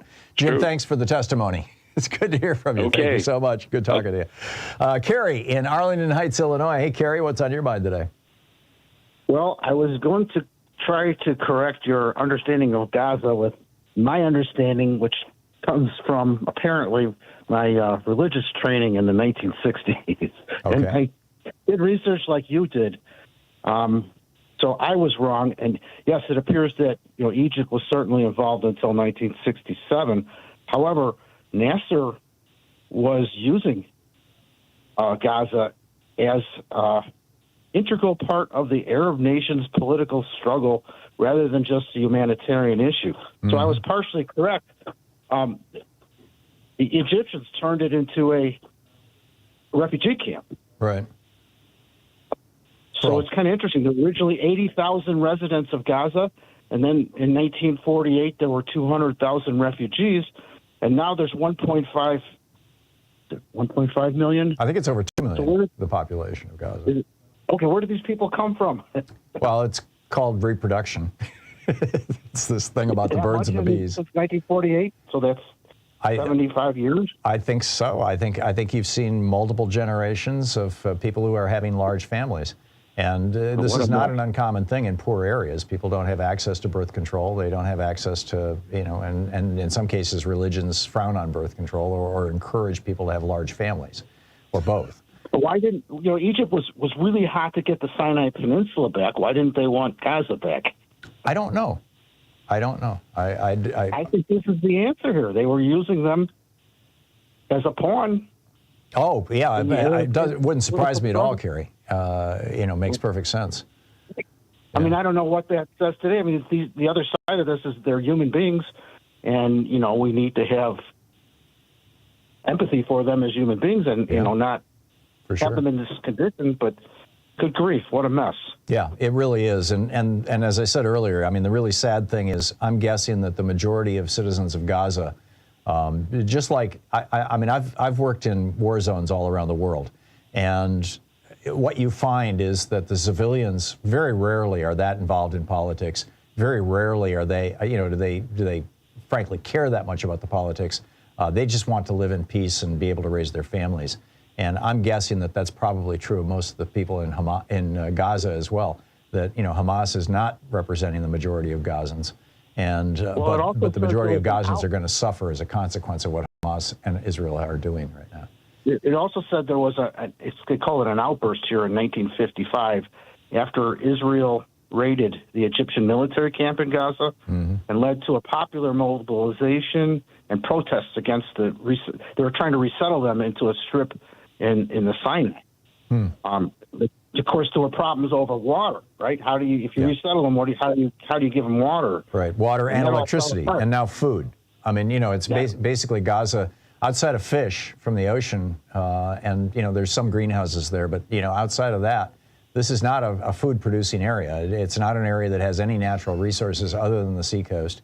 It could have been turned into a resort area. It could have a huge tourism business. I mean, lots of opportunity, lots of potential in the Gaza Strip, but it has all been largely squandered by generations of corrupt governments. It's a real tragedy. Kerry, I need to move on, but thank you. Say it again? Billions of dollars. Yeah. Where did it all go? Tens of billions, maybe hundreds of billions. I'm not sure, how much has been spent in the region in the last, 70 or 80 years, but it's a lot of money. Kerry, thank you for the call. Michael in Bronx, New York. Hey, Michael, what's up? Hi, Tom. Hanging in there. Good. It's so amazing that we first had the nearly government shutdown, and then GOPs, including that Kevin McCarthy, who will show no thanks to the Democrats for trying to keep the government open for the people, not for Republicans, not for Democrats, but for the American people. They're going to lie and want to blame Democrats for the near shutdown, and they will blame the Democrats if there was a shutdown, even though there's Republicans that are causing it. And then now with the attack on for the Hamas terrorist attack, they got the gall to be blaming Democrats and especially Biden for the Hamas terrorist attack. But the GOPs are on record supporting violence, supporting division, supporting hate, supporting terrorism, and giving praise to Putin, including the praise coming from their leader, Donald Trump. So what I'm seeing here is that you might remember before I said every time they falsely accuse Democrats of something, the fact check is that it's the Republicans that are saying, are doing the very things they're falsely accusing us of. Right. So, well, let me take that. Michael, I'm sorry. Finish your thought, and I'll jump in. Yeah, I said they got the gall to saying that we're politicizing this or that just because we're fact-checking and correcting them. Excuse me. There is no politicization. There's nothing political about fact-checking or speaking truth and facts. There's nothing political about truth and justice. I think I should make that clearly straight. Amen. Foreign Policy magazine just published a piece essentially in response to Fox News. Fox News just came out, the headline over at Raw Story, Fox News blames Biden for lack of Senate-confirmed elected officials after GOP blockade. So the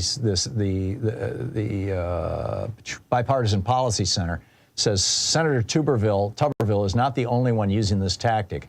Recently, Senator J.D. Vance, Republican Ohio, announced that because of the Department of Justice's indictment of Trump, he would put a hold on all Department of Justice nominees. Senator Josh Hawley announced a hold on Department of Energy nominations to pressure the Biden administration to produce an action plan for combating radioactive waste in St. Louis. Senator Chuck Grassley has a hold on the nominee for the Department of the Deputy Secretary of Veterans Affairs. Senator Rand Paul recently released a 2-month-long hold on State Department nominees over documents on the origins of COVID. I mean, yeah, it is absolutely nuts what the Republicans are doing. And now you've got Fox News saying, oh, and we have no ambassador to Israel, we have no commander for the Fifth Fleet, and it's all because of Joe Biden. Right. And let me quickly close off by saying to GOPs who happen to be listening, you want someone to blame? I could tell you where exactly you're going to find the answer. In the mirror. There you go. Thank you, Michael. 46 minutes past the hour. I'll be back with your calls in just a moment.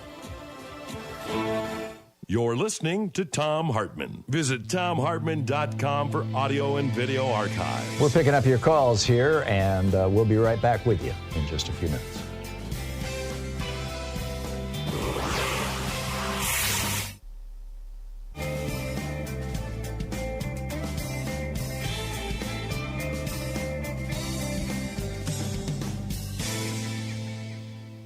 And welcome back. Fred in Seattle. Hey, Fred, thanks for listening to KBCS. What's on your mind today? Hi. Thanks for taking my call. Regarding the Speaker of the House, I see that the Democrats were instrumental in helping get the continuing resolution passed with a lot of Republicans. All the Democrats would need is 6 Republicans to form a coalition and outnumber the MAGA crowd. There's such a minority, and isn't there a moderate Republican that the Democrats could support? So far, Why is nobody talking about this? Right. So far, there is one possibility, and I'm sorry I'm not recalling his name at the moment. Fred Wertheimer sticks in my head, but I don't think that's it. There's one Republican who has basically come out and said he would work with the Democrats. You're correct. They need 6, or probably 7, actually. And in the Senate, you've got the same problem. As long as the filibuster lives, it's really hard to get anything done in the Senate either. So, I understand that, but it seems to me kind of a microcosm of politics in general. If the Democrats and independents and the moderate Republicans could stay together, the only way to deal with the MAGA crowd is to outnumber them. Yeah. You can't reason with them. No, well, hopefully the outnumbering of them will come after the elections in November of 2024. I mean, I just, I think everything for the next 13 months, I think everything is going to be basically in suspended animation. It's not going to be a good thing for the country. It's certainly not a good thing for the GOP, but they think it is. They think that destroying our government and harming our people is, a great way to govern. As long as the tax cuts for the billionaires are still in place, everything is good. Fred, thanks for the call. John in Gold Beach, Oregon. Hey, John, what's up? Hey, I was listening last night when you had there was a show that was on talking about when Trump was leaking the classified information, and I had been thinking about it all day, and I saw you on there, and I was thinking, it was reassuring. But why I was calling is your last guest when he was on there, talking about Trump being reelected and stuff, and I just hope we don't lose faith in our Justice Department. Yeah. You know. Well, you know, they can prosecute him all day long. They can even put him in prison, but that doesn't stop him from running for the White House unless he's prosecuted for, you know, treason. Well, he's going to be pretty much out of the way. If he's in prison, it's I've been thinking so, but it looks increasingly like he's got the GOP nomination sewn up. Yeah, but that's going to be a very, very slim minority of people that are still going to follow him to jail. I suspect you're right, John. I hope so. So let's not lose hope. That was why I was calling. Yeah, well, I think that's an excellent point. On the other hand, you know, he has basically eaten the Republican Party alive. I mean, you know, the anti-Trump Republicans are just getting kicked out of office left and right. Adam Kinzinger, Liz Cheney, Mitt Romney, you know, and there's a bunch of others whose names I don't remember, but you know, who, well, there were 8 of them altogether, as I recall, in the House who voted, and a handful of them in the Senate who voted for Trump's impeachment. And basically all of them are gone now, outside of Mitt Romney, and he's on his way out. John, thank you for the call. I mean, the question isn't so much, will Trump, I mean, obviously it is a question, will Trump get elected again? But I think the bigger question is what's going to happen to the Republican Party? What is the Republican Party going to do?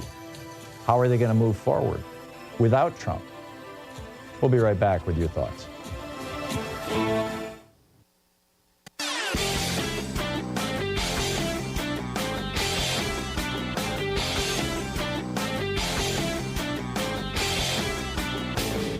Help support progressive radio. If you're listening to us on a commercial station, call their advertisers and let them know you're listening. If you're listening to us on Pacifica, one of our many nonprofit stations, please support them when they do their fundraising drives.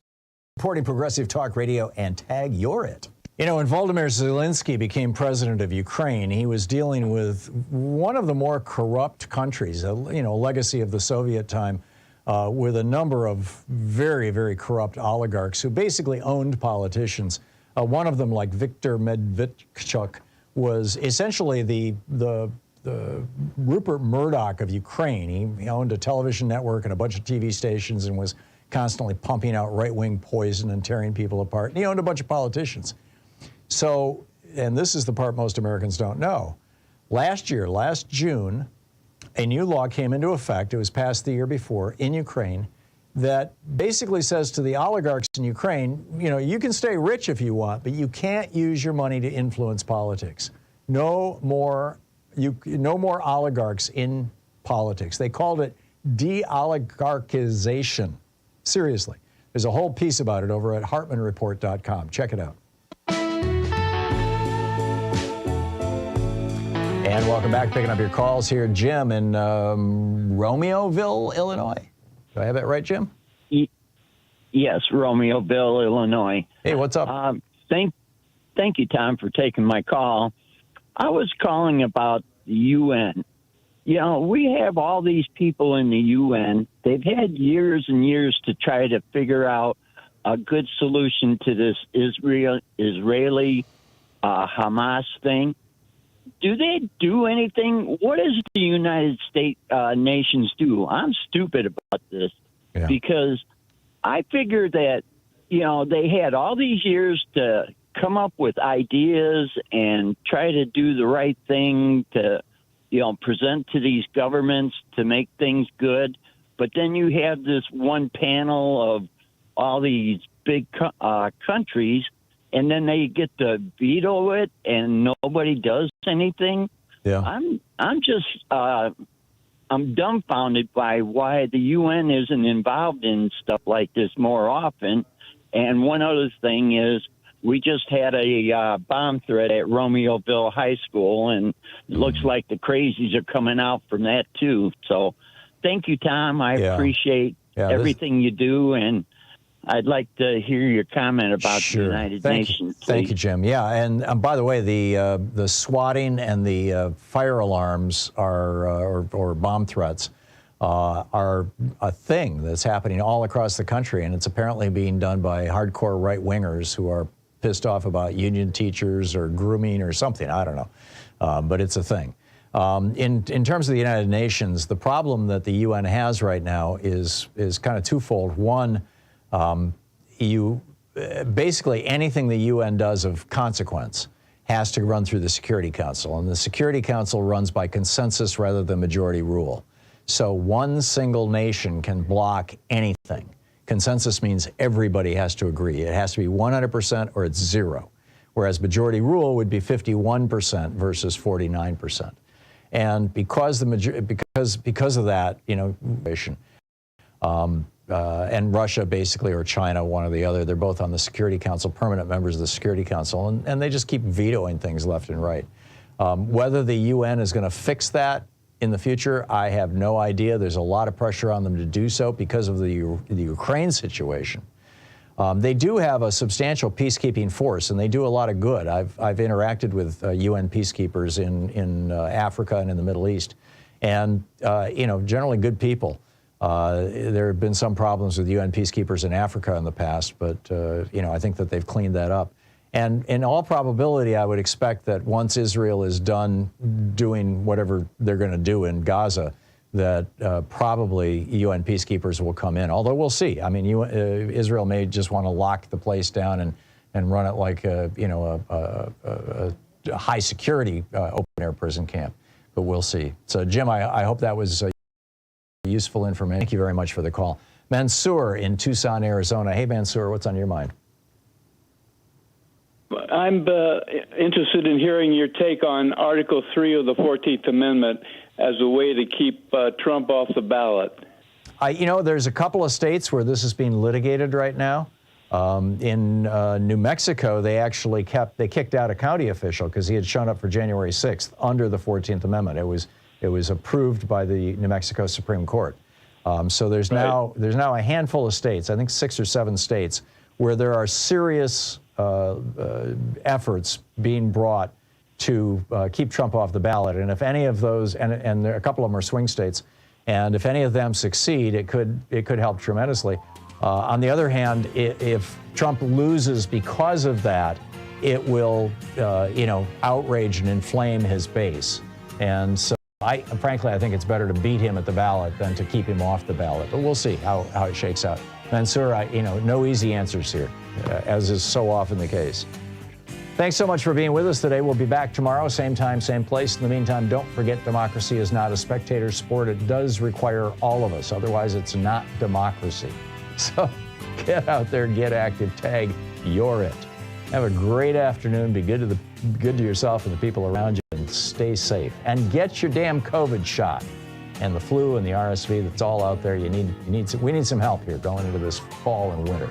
See you tomorrow. You've been listening to Thom Hartmann. For audio and video archives, visit thomhartmann.com.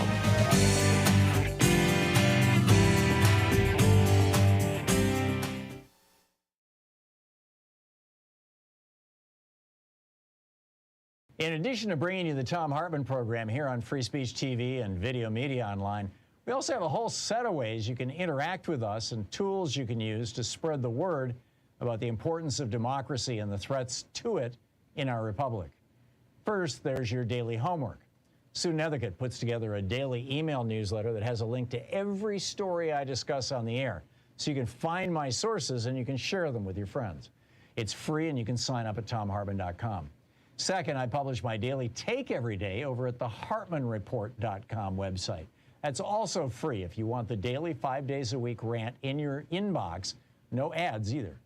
Third, we have the podcasts. There's the free 1-hour version of our daily show that's advertising supported. You can find that wherever you get your podcasts normally. And then there's also the podcast of the entire 3-hour show with no advertisements, and that's available by subscription over at thomhartmann.com. So check them all out at thomhartmann.com and hartmannreport.com.